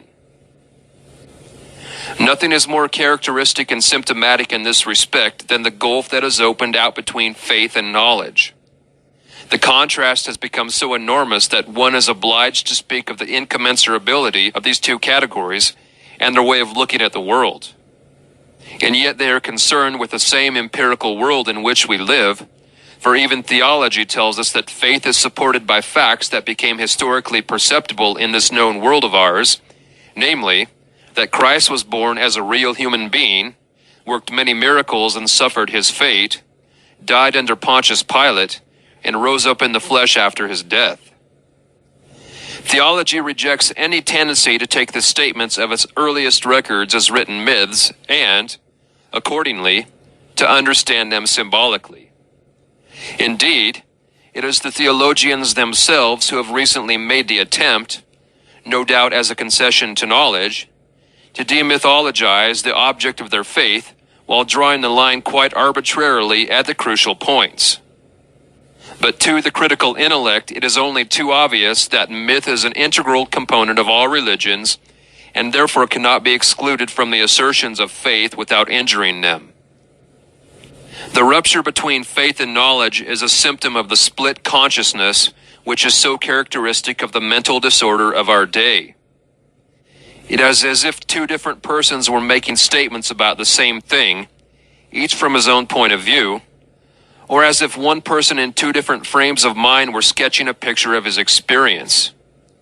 If for person we substitute modern society, it is evident that the latter is suffering from a mental dissociation, i.e., a neurotic disturbance.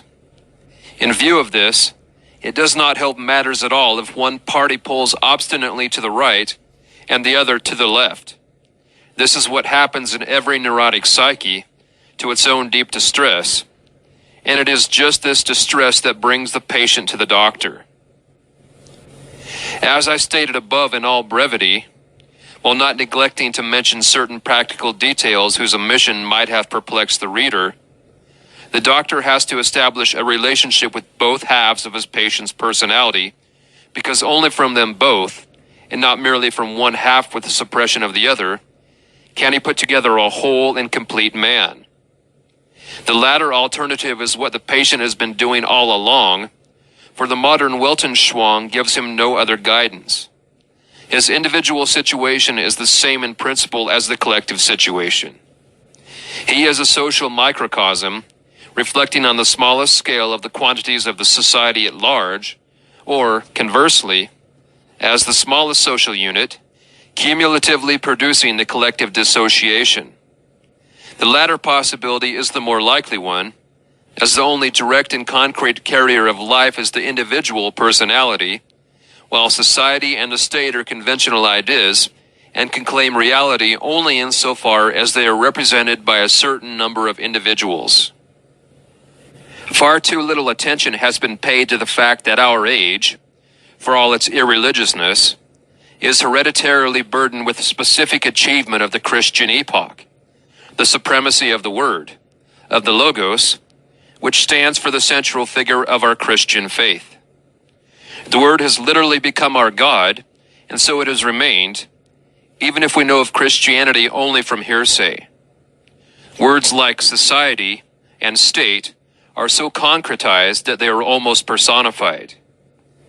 In the opinion of the man in the street, the state, far more than any king in history, is the inexhaustible giver of all good. The state is invoked, made responsible, grumbled at, and so on and so forth. Society is elevated to the rank of a supreme ethical principle.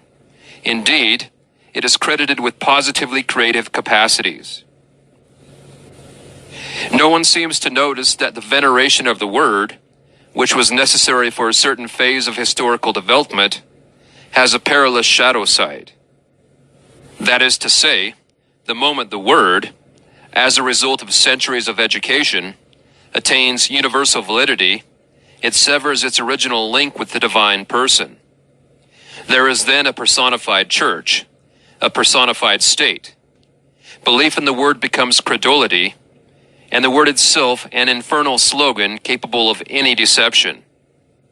With credulity come propaganda and advertising to dupe the citizen with political jobbery and compromises, and the lie reaches proportions never known before in the history of the world. Thus, the Word, originally announcing the unity of all men and their union in the figure of the one great man, has in our day become the source of suspicion and distrust of all against all. Credulity is one of our worst enemies, but that is the makeshift the neurotic always resorts to in order to quell the doubter in his own breast or conjure him out of existence. People think you have to only tell a person that he ought to do something in order to put him on the right track. But whether he can or will do it is another matter. The psychologist has come to see that nothing is achieved by telling, persuading, admonishing, giving good advice. He must also get acquainted with the details and have an authentic knowledge of the psychic inventory of his patient. He has therefore to relate to the individuality of the sufferer and feel his way into all the nooks and crannies of his mind to a degree that far exceeds the capacity of a teacher or even of a director de conscience. His scientific objectivity, which excludes nothing, enables him to see his patient not only as a human being, but also as a subhuman who is bound to his body, like an animal. The development of science has directed his interest beyond the range of the conscious personality to the world of unconscious instinct, dominated by sexuality and the power drive, or self-assertion, corresponding to the twin moral concepts of St. Augustine, concupiscente and superbia. The clash between these two fundamental instincts, preservation of the species and self-preservation, is the source of numerous conflicts. They are, therefore, the chief object of moral judgment, whose purpose it is to prevent these instinctual collisions as far as possible. As I explained above, instinct has two main aspects. On the one hand, that of dynamism, drive or drift, and on the other, specific meaning and intention. It is highly probable that all man's psychic functions have an instinctual foundation, as is obviously the case with animals. It is easy to see that in animals, instinct functions as the spiritus rector of all their behavior. This observation lacks certainty only when the learning capacity begins to develop, for instance in the higher apes and in man. In the animals, as a result of their learning capacity, instinct undergoes numerous modifications and differentiations. In civilized man, the instincts are so split up that only a few of the basic ones can be recognized with any certainty in their original form. The most important are the two fundamental instincts and their derivatives, and these have been the exclusive concern of medical psychology so far. Investigators found, however, that in following up the ramifications of the instincts, they hit upon configurations which could not with certainty be ascribed to either group. To take but one example, the discoverer of the power instinct was in some doubt as to whether an apparently indubitable expression of the sexual instinct might not better be explained as a power arrangement, and Freud himself felt obliged to acknowledge the existence of ego instincts, in addition to the overriding sex instinct, a clear concession to the Adlerian standpoint. In view of this uncertainty, it is hardly surprising that in most cases neurotic symptoms can be explained, almost without contradictions, in terms of either theory. This perplexity does not mean that one or the other standpoint, or both of them, is erroneous. Rather, they are both relatively valid and, unlike certain one-sided and dogmatic preferences, allow the existence and competition of other instincts. Although, as I have said, the question of human instinct is far from a simple matter, we shall probably not be wrong in assuming that the learning capacity, a quality almost exclusive to man, is based on the instinct for limitation found in animals. It is in the nature of this instinct to disturb other instinctive activities and eventually to modify them, as can be observed, for instance, in the songs of birds when they adopt other melodies. Nothing estranges man more from the ground plan of his instincts than his learning capacity, which turns out to be a genuine drive towards progressive transformation of human modes of behavior. It, more than anything else, is responsible for the altered conditions of our existence and the need for new adaptations which civilization brings. It is also the source of numerous psychic disturbances and difficulties occasioned by man's progressive alienation from his instinctual foundation, i.e., by his uprootedness and identification with his conscious knowledge of himself, by his concern with consciousness at the expense of the unconscious. The result is that modern man can know himself only insofar as he can become conscious of himself, a capacity largely dependent on environmental conditions, the drive for knowledge, and control of which necessitated or suggested certain modifications of his original instinctive tendencies. His consciousness, therefore, orients itself chiefly by observing and investigating the world around him, and it is to its peculiarities that he must adapt his psychic and technical resources. This task is so exacting, and its fulfillment so advantageous, that he forgets himself in the process, losing sight of his instinctual nature and putting his own conception of himself in place of his real being. In this way, he slips imperceptibly into a purely conceptual world, where the products of his conscious activity progressively replace reality. Separation from his instinctual nature inevitably plunges civilized man into the conflict between conscious and unconscious, spirit and nature, knowledge and faith, a split that becomes pathological the moment his consciousness is no longer able to neglect or suppress his instinctual side. The accumulation of individuals who have got into this critical state starts off a mass movement purporting to be the champion of the suppressed.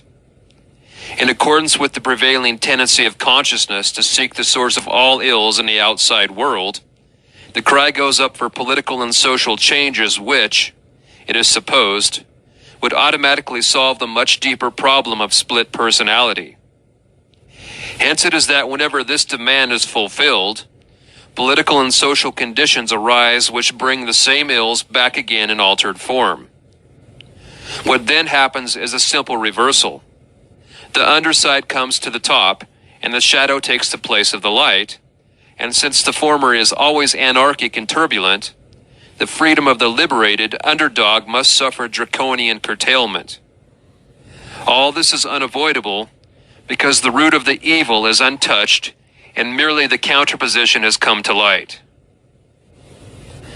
The communist revolution has debased man far lower than democratic collective psychology has done because it robs him of his freedom not only in the social but in the moral and spiritual sense. Aside from the political difficulties, the West has suffered a great psychological disadvantage that made itself unpleasantly felt even in the days of German Nazism. The existence of a dictator allows us to point the finger away from ourselves and at the shadow. He is clearly on the other side of the political frontier, while we are on the side of good and enjoy the possession of the right ideals. Did not a well-known statesman recently confess that he had no imagination in evil? In the name of the multitude, he was here giving expression to the fact that Western man is in danger of losing his shadow altogether, of identifying himself with his fictive personality, and of identifying the world with the abstract picture painted by scientific rationalism. His spiritual and moral opponent, who is just as real as he, no longer dwells in his own breast, but beyond the geographical line of division, which no longer represents an outward political barrier but splits off the conscious from the unconscious man more and more menacingly. Thinking and feeling lose their inner polarity, and where religious orientation has grown ineffective, not even a God is at hand to check the sovereign way of unleashed psychic functions. Our rational philosophy does not bother itself with whether the other person in us, pejoratively described as the shadow, is in sympathy with our conscious plans and intentions. Evidently, it does not know that we carry in ourselves a real shadow whose existence is grounded in our instinctual nature. The dynamism and imagery of the instincts together form an a priori which no man can overlook without the gravest risk to himself. Violation or neglect of instinct has painful consequences of a physiological and psychological nature for whose removal medical help, above all, is required. For more than 50 years we have known, or could have known, that there is an unconscious as a counterbalance to consciousness. Medical psychology has furnished all the necessary empirical and experimental proofs of this. There is an unconscious psychic reality which demonstrably influences consciousness and its contents. All this is known, but no practical conclusions have been drawn from it. We still go on thinking and acting as before, as if we were simplex and not duplex. Accordingly, we imagine ourselves to be innocuous, reasonable, and humane. We do not think of distrusting our motives or of asking ourselves how the inner man feels about the things we do in the outside world. But actually, it is frivolous, superficial, and unreasonable of us, as well as psychically unhygienic, to overlook the reaction and standpoint of the unconscious. One can regard one's stomach or heart as unimportant and worthy of contempt, but that does not prevent overeating or overexertion from having consequences that affect the whole man. Yet we think that psychic mistakes and their consequences can be got rid of with mere words, for psychic means less than air to most people. All the same, nobody can deny that without the psyche there would be no world at all, and still less, a human world. Virtually everything depends on the human soul and its functions. It should be worthy of all the attention we can give it, especially today, when everyone admits that the weal or woe of the future will be decided neither by the attacks of wild animals, nor by natural catastrophes, nor by the danger of worldwide epidemics, but simply and solely by the psychic changes in man. It needs only an almost imperceptible disturbance of equilibrium in a few of our rulers' heads to plunge the world into blood, fire, and radioactivity. The technical means necessary for this are present on both sides. and certain conscious deliberations, uncontrolled by any inner opponent, can be indulged in all too easily, as we have seen already from the example of one leader. The consciousness of modern man still clings so much to outward objects that he makes them exclusively responsible, as if it were on them that the decision depended. That the psychic state of certain individuals could emancipate itself for once from the behavior of objects is something that is considered far too little, although irrationalities of this sort are observed every day and can happen to everyone. The forlornness of consciousness in our world is due primarily to the loss of instinct, and the reason for this lies in the development of the human mind over the past eon. The more power man had over nature, the more his knowledge and skill went to his head, and the deeper became his contempt for the merely natural and accidental, for that which is irrationally given, including the objective psyche, which is all that consciousness is not.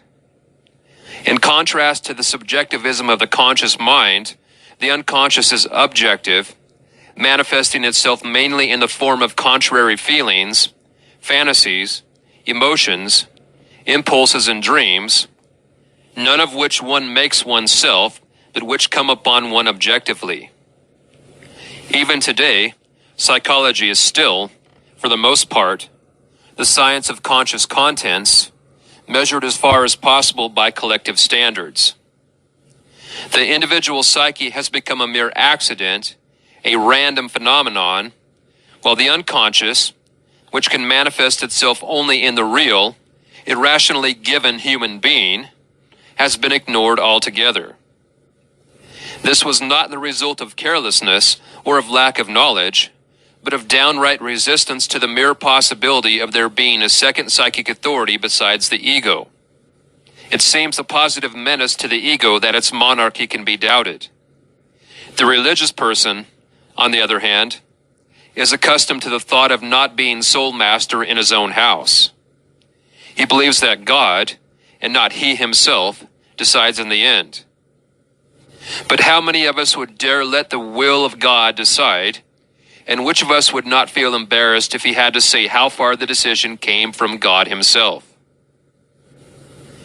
The religious person, so far as anyone can judge, stands directly under the influence of the reaction from the unconscious. As a rule, he calls this the operation of conscience.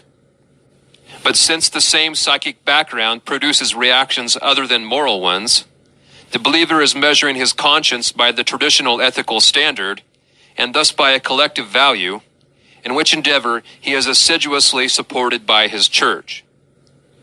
So long as the individual can hold fast to his traditional beliefs, and the circumstances of his time do not demand stronger emphasis on individual autonomy, he can rest content with the situation. But the situation is radically altered when the worldly-minded man, who is oriented to external factors and has lost his religious beliefs, appears in masse, as is the case today. The believer is then forced onto the defensive and must catechize himself on the foundation of his beliefs. He is no longer sustained by the tremendous suggestive power of the consensus omnium, and is keenly aware of the weakening of the church and the precariousness of its dogmatic assumptions. To counter this, the church recommends more faith, as if this gift of grace depended on man's goodwill and pleasure. The seed of faith, however, is not consciousness, but spontaneous religious experience, which brings the individual's faith into immediate relation with God. Here we must ask, have I any religious experience and immediate relation to God, and hence that certainty which will keep me, as an individual, from dissolving in the crowd? 6. Self-knowledge. To this question, there is a positive answer only when the individual is willing to fulfill the demands of rigorous self-examination and self-knowledge. If he follows through his intention, he will not only discover some important truths about himself, but will also have gained a psychological advantage. he will have succeeded in deeming himself worthy of serious attention and sympathetic interest. He will have set his hand, as it were, to a declaration of his own human dignity and taken the first step towards the foundations of his consciousness. That is, towards the unconscious, the only accessible source of religious experience. This is certainly not to say that what we call the unconscious is identical with God or is set up in his place. It is the medium from which the religious experience seems to flow. As to what the further cause of such an experience may be, the answer to this lies beyond the range of human knowledge.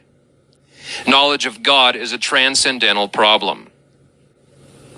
The religious person enjoys a great advantage when it comes to answering the crucial question that hangs over our time like a threat. He has a clear idea of the way his subjective existence is grounded in his relation to God. I put the word God in quotes in order to indicate that we are dealing with an anthropomorphic idea whose dynamism and symbolism are filtered through the medium of the unconscious psyche. Anyone who wants to can at least draw near to the source of such experiences, no matter whether he believes in God or not. Without this approach, it is only in rare cases that we witness those miraculous conversions of which Paul's Damascus experience is the prototype. That religious experiences exist no longer needs proof, but it will always remain doubtful whether what metaphysics and theology call God and the gods is the real ground of these experiences. The question is idle, actually, and answers itself by reason of the subjectively overwhelming numinosity of the experience. Anyone who has had it is seized by it, and therefore not in a position to indulge in fruitless metaphysical or epistemological speculations. Absolute certainty brings its own evidence, and has no need of anthropomorphic proofs. In view of the general ignorance of and bias against psychology, it must be accounted a misfortune that the one experience which makes sense of individual existence should seem to have its origin in a medium that is certain to catch everybody's prejudices. Once more, the doubt is heard. What good can come out of Nazareth? The unconscious, if not regarded outright as a sort of refuse bin underneath the conscious mind, is at any rate supposed to be of merely animal nature. In reality, however, and by definition, it is of uncertain extent and constitution, so that overvaluation or undervaluation of it is groundless and can be dismissed as mere prejudice. At all events, such judgments sound very queer in the mouths of Christians, whose Lord was himself born on the straw of a stable among the domestic animals. It would have been more to the taste of the multitude if he had gotten himself born in a temple. In the same way, the worldly-minded mass man looks for the numinous experience in the mass meeting, which provides an infinitely more imposing background than the individual soul. Even church Christians share this pernicious delusion.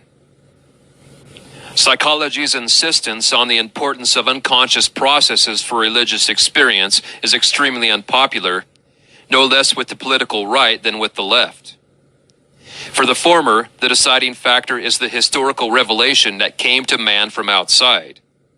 To the latter, this is sheer nonsense, and man has no religious function at all, except belief in the party doctrine, when suddenly the most intense faith is called for.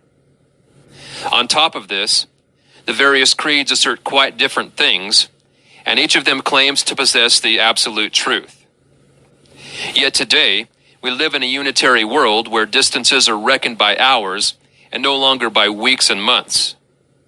Exotic races have ceased to be peep shows in ethnological museums. They have become our neighbors, and what was yesterday the prerogative of the ethnologist is today a political, social, and psychological problem. Already the ideological spheres begin to touch, to interpenetrate, and the time may not be so far off when the question of mutual understanding in this field will become acute. To make oneself understood is certainly impossible without far-reaching comprehension of the other's standpoint. The insight needed for this will have repercussions on both sides. History will undoubtedly pass over those who feel it is their vocation to resist this inevitable development, however desirable and psychologically necessary it may be to cling to what is essential and good in our own tradition. Despite all the differences, the unity of mankind will assert itself irresistibly. On this card, Marxist doctrine has staked its life, while the West hopes to get by with technology and economic aid. Communism has not overlooked the enormous importance of the ideological element and the universality of basic principles. The nations of the Far East share our ideological weakness and are just as vulnerable as we are. The underestimation of the psychological factor is likely to take a bitter revenge. It is therefore high time we caught up with ourselves in this matter. For the present, this must remain a pious wish, because self-knowledge, as well as being highly unpopular, seems to be an unpleasantly idealistic goal, reeks of morality, and is preoccupied with the psychological shadow, which is normally denied whenever possible, or at least not spoken of. The task that faces our age is indeed almost insuperably difficult. It makes the highest demands on our responsibility if we are not to be guilty of another trahison des clercs.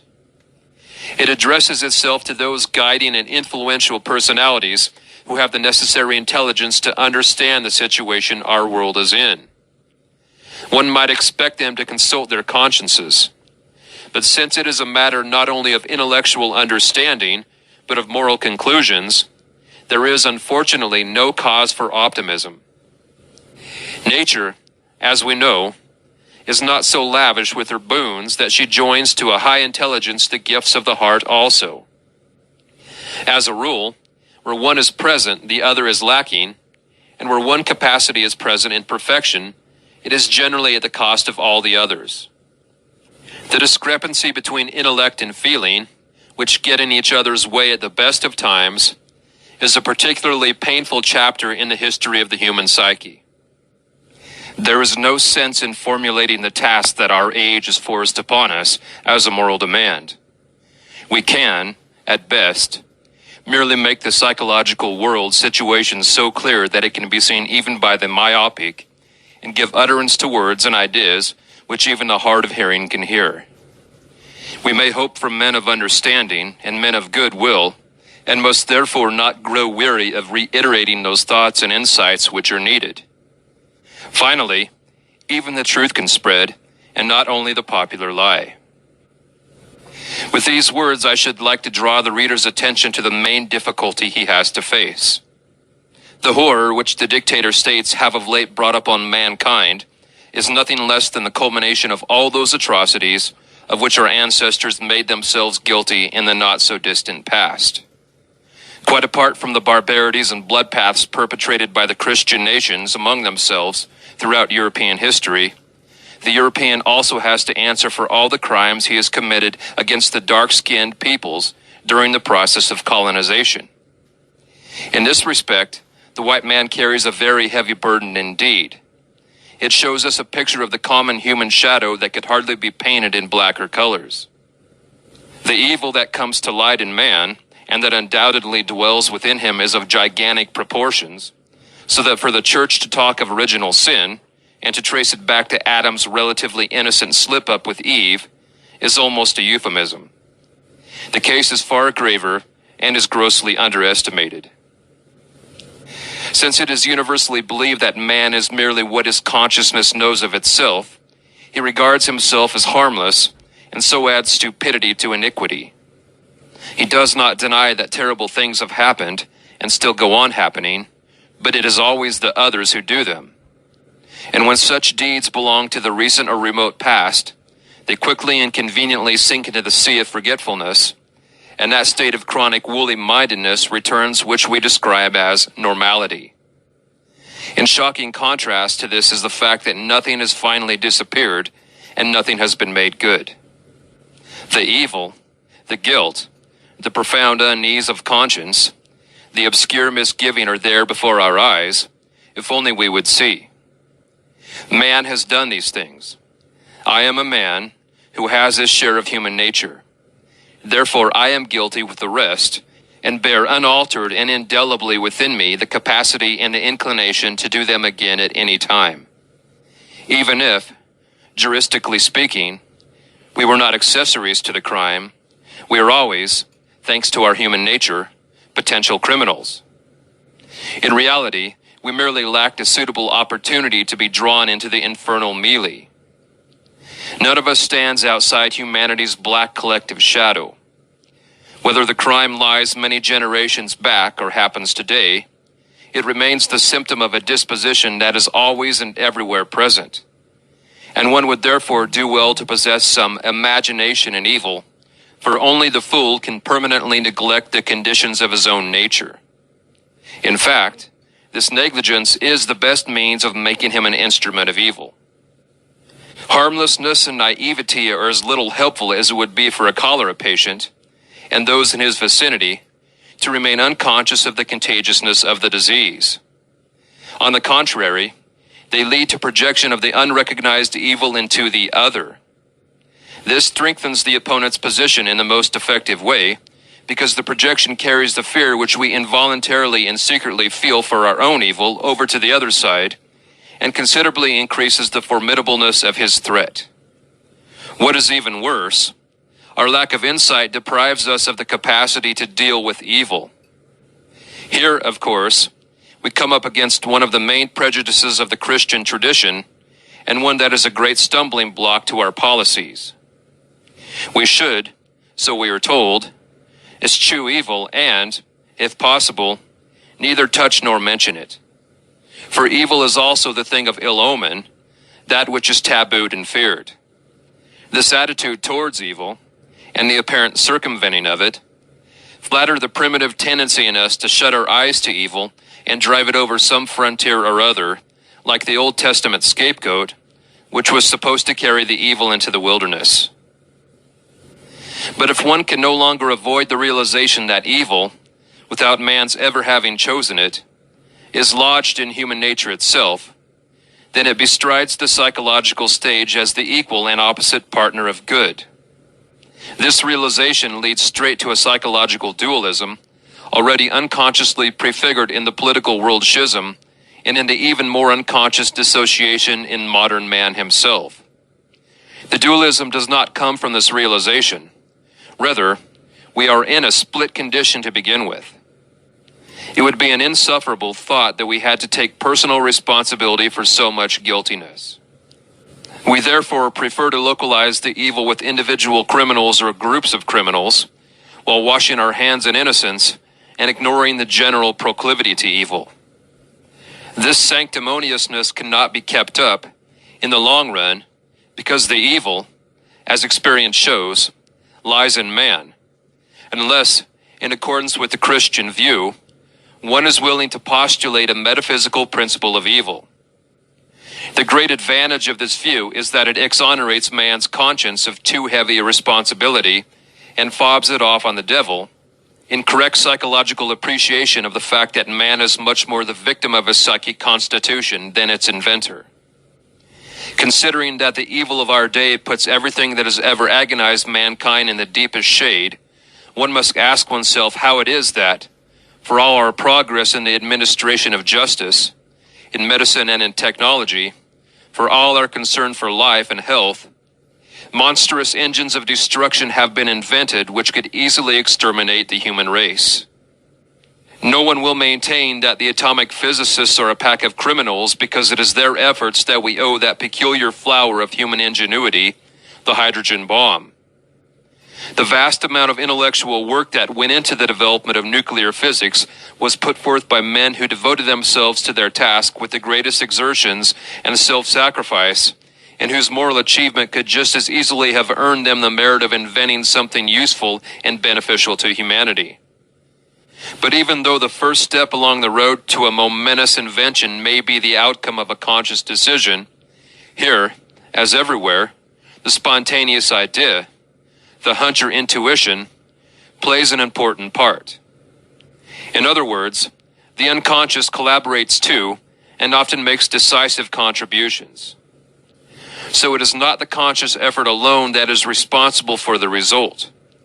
Somewhere or other, the unconscious, with its barely discernible goals and intentions, has its finger in the pie. If it puts a weapon in your hand, it is aiming at some kind of violence. Knowledge of the truth is the foremost goal of science, and if in pursuit of the longing for light we stumble upon an immense danger, then one has the impression more of fatality than of premeditation. It is not that present-day man is capable of greater evil than the man of antiquity or the primitive. He merely has incomparably more effective means with which to realize his proclivity to evil. As his consciousness has broadened and differentiated, so his moral nature has lagged behind. That is the great problem before us today. Reason alone does not suffice. In theory, it lies within the power of reason to desist from experiments of such hellish scope as nuclear fission, if only because of their dangerousness.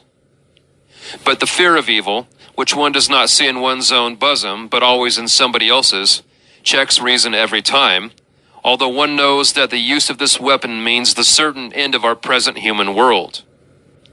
The fear of universal destruction may spare us the worst, yet the possibility of it will nevertheless hang over us like a dark cloud, so long as no bridge is found across the worldwide psychic and political split. A bridge as certain as the existence of the hydrogen bomb. If a worldwide consciousness could arise that all division and all antagonism are due to the splitting of opposites in the psyche, then one would really know where to attack. But if even the smallest and most personal stirrings of the individual soul, so insignificant in themselves, remain as unconscious and unrecognized as they have hitherto, they will go on accumulating and produce mass groupings and mass movements which cannot be subjected to reasonable control or manipulated to a good end.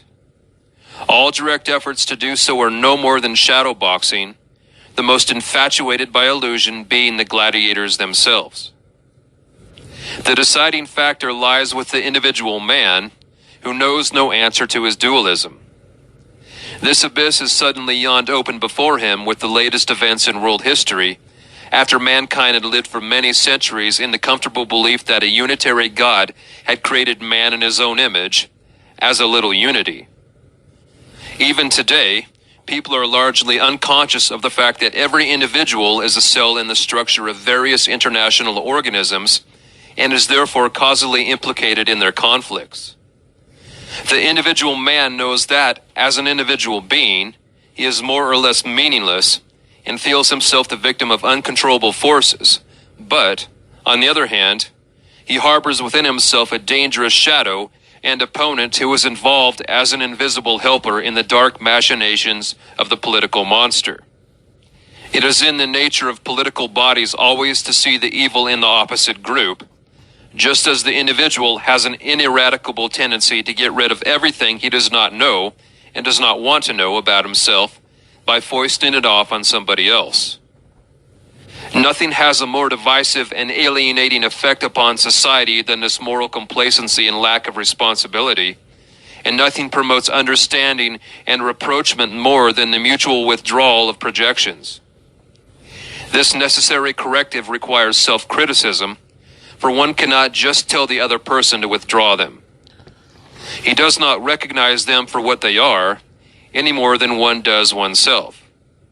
We can recognize our prejudices and illusions only when, from a broader psychological knowledge of ourselves and others, we are prepared to doubt the absolute rightness of our assumptions and compare them carefully and conscientiously with the objective facts.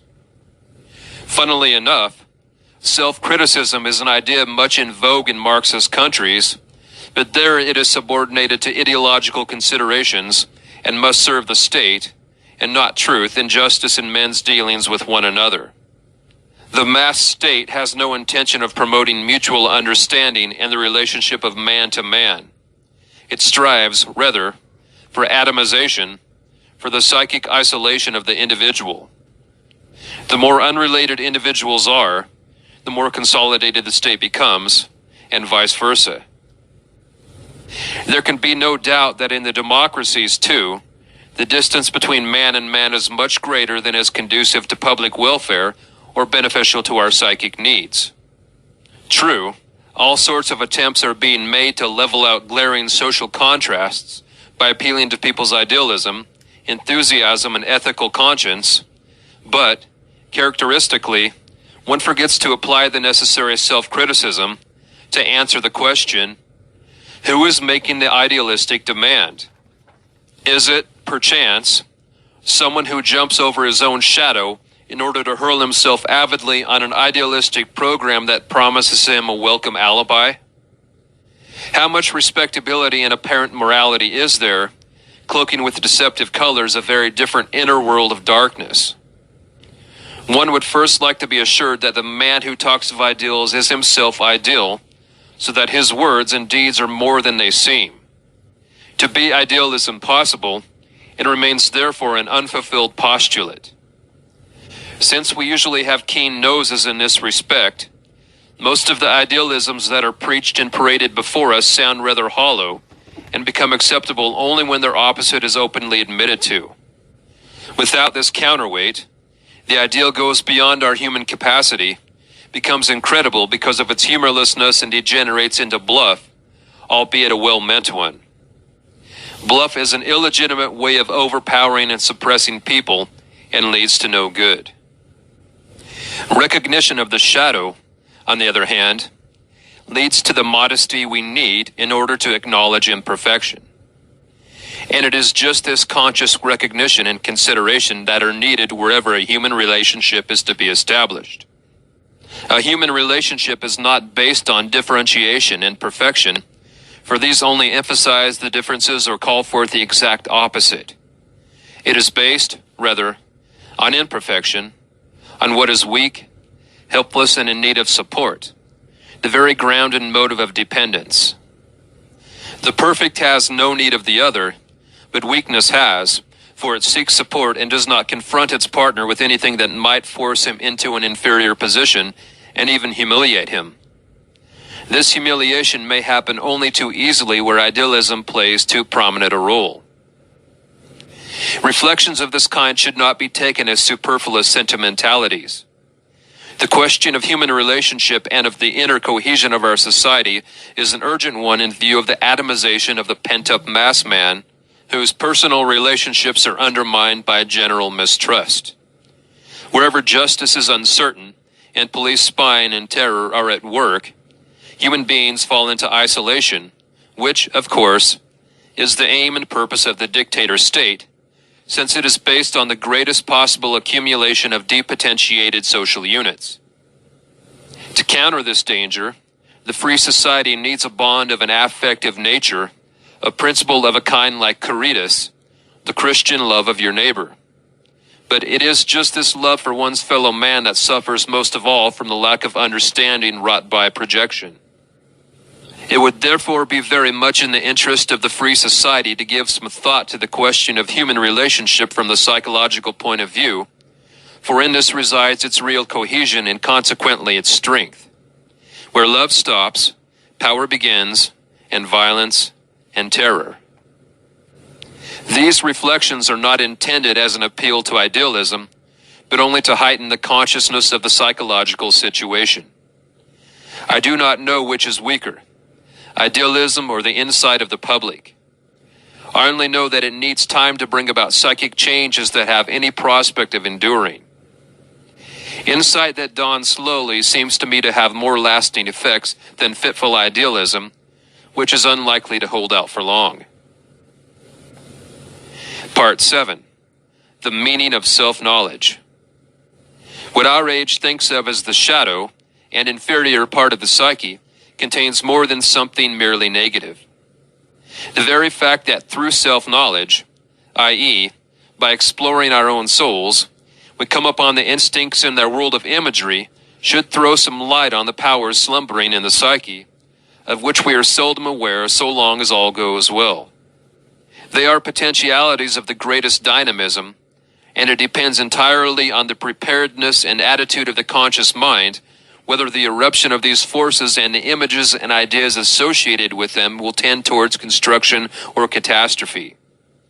The psychologist seems to be the only person who knows from experience how precarious the psychic preparedness of modern man is, for he is the only one who sees himself compelled to seek out in man's nature those helpful forces and ideas which over and over have enabled the individual to find the right way through darkness and danger. For this exacting work, the psychologist requires all his patience. He may not rely on any traditional oughts and musts, leaving the other person to make all the effort and contenting himself with the easy role of advisor and admonisher.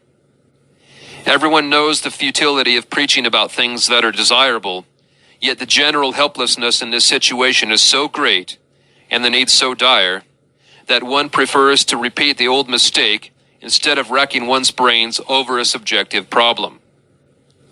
Besides, it is always a question of treating one single individual only, and not 10,000, where the trouble one takes would ostensibly have more impressive results, though one knows well enough that nothing has happened at all unless the individual changes. The effect on all individuals, which one would like to see realized, may not set in for hundreds of years, for the spiritual transformation of mankind follows the slow tread of the centuries and cannot be hurried or held up by any rational process of reflection, let alone brought to fruition in one generation. What does lie within our reach, however, is the change in individuals who have, or create, an opportunity to influence others of like mind in their circle of acquaintance. I do not mean by persuading or preaching. I am thinking, rather, of the well-known fact that anyone who has insight into his own actions, and has thus found access to the unconscious, involuntarily exercises an influence on his environment. The deepening and broadening of his consciousness produce the kind of effect which the primitives call mana.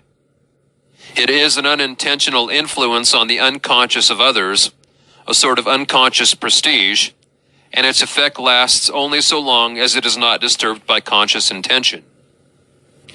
Nor does the striving for self-knowledge altogether shun the prospect of social amelioration, since there exists a factor which, though completely disregarded, meets our expectations halfway. This is the unconscious zeitgeist. It compensates the attitude of the conscious mind and anticipates changes to come. An excellent example of this is modern art. Though seeming to deal with aesthetic problems, it is really performing a work of psychological education on the public by breaking down and destroying their previous aesthetic views of what is beautiful in form and meaningful in content. The pleasingness of the artistic product is replaced by chill abstractions of the most subjective nature, which brusquely slam the door on the naive and romantic delight in the senses and their obligatory love for the object. This tells us, in plain and universal language, that the prophetic spirit of art has turned away from the old object relationship and towards the, for the time being, dark chaos of subjectivisms. Certainly art, so far as we can judge of it, has not yet discovered in this darkness what it is that holds all men together and could give expression to their psychic wholeness. Since reflection seems to be needed for this purpose, it may be that such discoveries are reserved for other fields of endeavor. Great art, till now, has always derived its fruitfulness from the myth, from the unconscious process of symbolization, which continues through the ages and which, as the primordial manifestation of the human spirit, will continue to be the root of all creation in the future. The development of modern art, with its seemingly nihilistic trend towards disintegration, must be understood as the symptom and symbol of a mood of world destruction and world renewal that has set its mark on our age. This mood makes itself felt everywhere, politically, socially, and philosophically. We are living in what the Greeks called the right time for a metamorphosis of the gods, i.e., of the fundamental principles and symbols. This peculiarity of our time, which is certainly not of our conscious choosing, is the expression of the unconscious man within us who is changing. Coming generations will have to take account of this momentous transformation if humanity is not to destroy itself through the might of its own technology and science. As at the beginning of the Christian era, so again today we are faced with the problem of the moral backwardness, which has failed to keep pace with our scientific, technical and social developments. So much is at stake, and so much depends on the psychological constitution of modern man. Is he capable of resisting the temptation to use his power for the purpose of staging a world conflagration? Is he conscious of the path he is treading, and what the conclusions are that must be drawn from the present world situation and his own psychic situation? Does he know that he is on the point of losing the life-preserving myth of the inner man, which Christianity has treasured up for him? Does he realize what lies in store, should this catastrophe ever befall him? Is he even capable at all of realizing that this would be a catastrophe? And finally, does the individual know that he is the make-weight that tips the scales? Happiness and contentment, equability of soul, and meaningfulness of life. These can be experienced only by the individual and not by a state, which, on the one hand, is nothing but a convention of independent individuals and, on the other, continually threatens to paralyze and suppress the individual. The psychiatrist is one of those who know most about the conditions of the soul's welfare, upon which so infinitely much depends in the social sum. The social and political circumstances of the time are certainly of considerable significance, but their importance for the weal or woe of the individual has been boundlessly overestimated insofar as they are taken for the sole deciding factors. In this respect, all our social goals commit the error of overlooking the psychology of the person for whom they are intended and, very often, of promoting only his illusions. I hope, therefore, that a psychiatrist, who in the course of a long life has devoted himself to the causes and consequences of psychic disorders, may be permitted to express his opinion, in all the modesty enjoined upon him as an individual, about the questions raised by the world situation today. I am neither spurred on by excessive optimism nor in love with high ideals, but I am merely concerned with the fate of the individual human being, that infinitesimal unit on whom a world depends, and in whom, if we read the meaning of the Christian message aright, even God seeks his goal. And that ends The Undiscovered Self by Gustav Jung. Thank you for listening.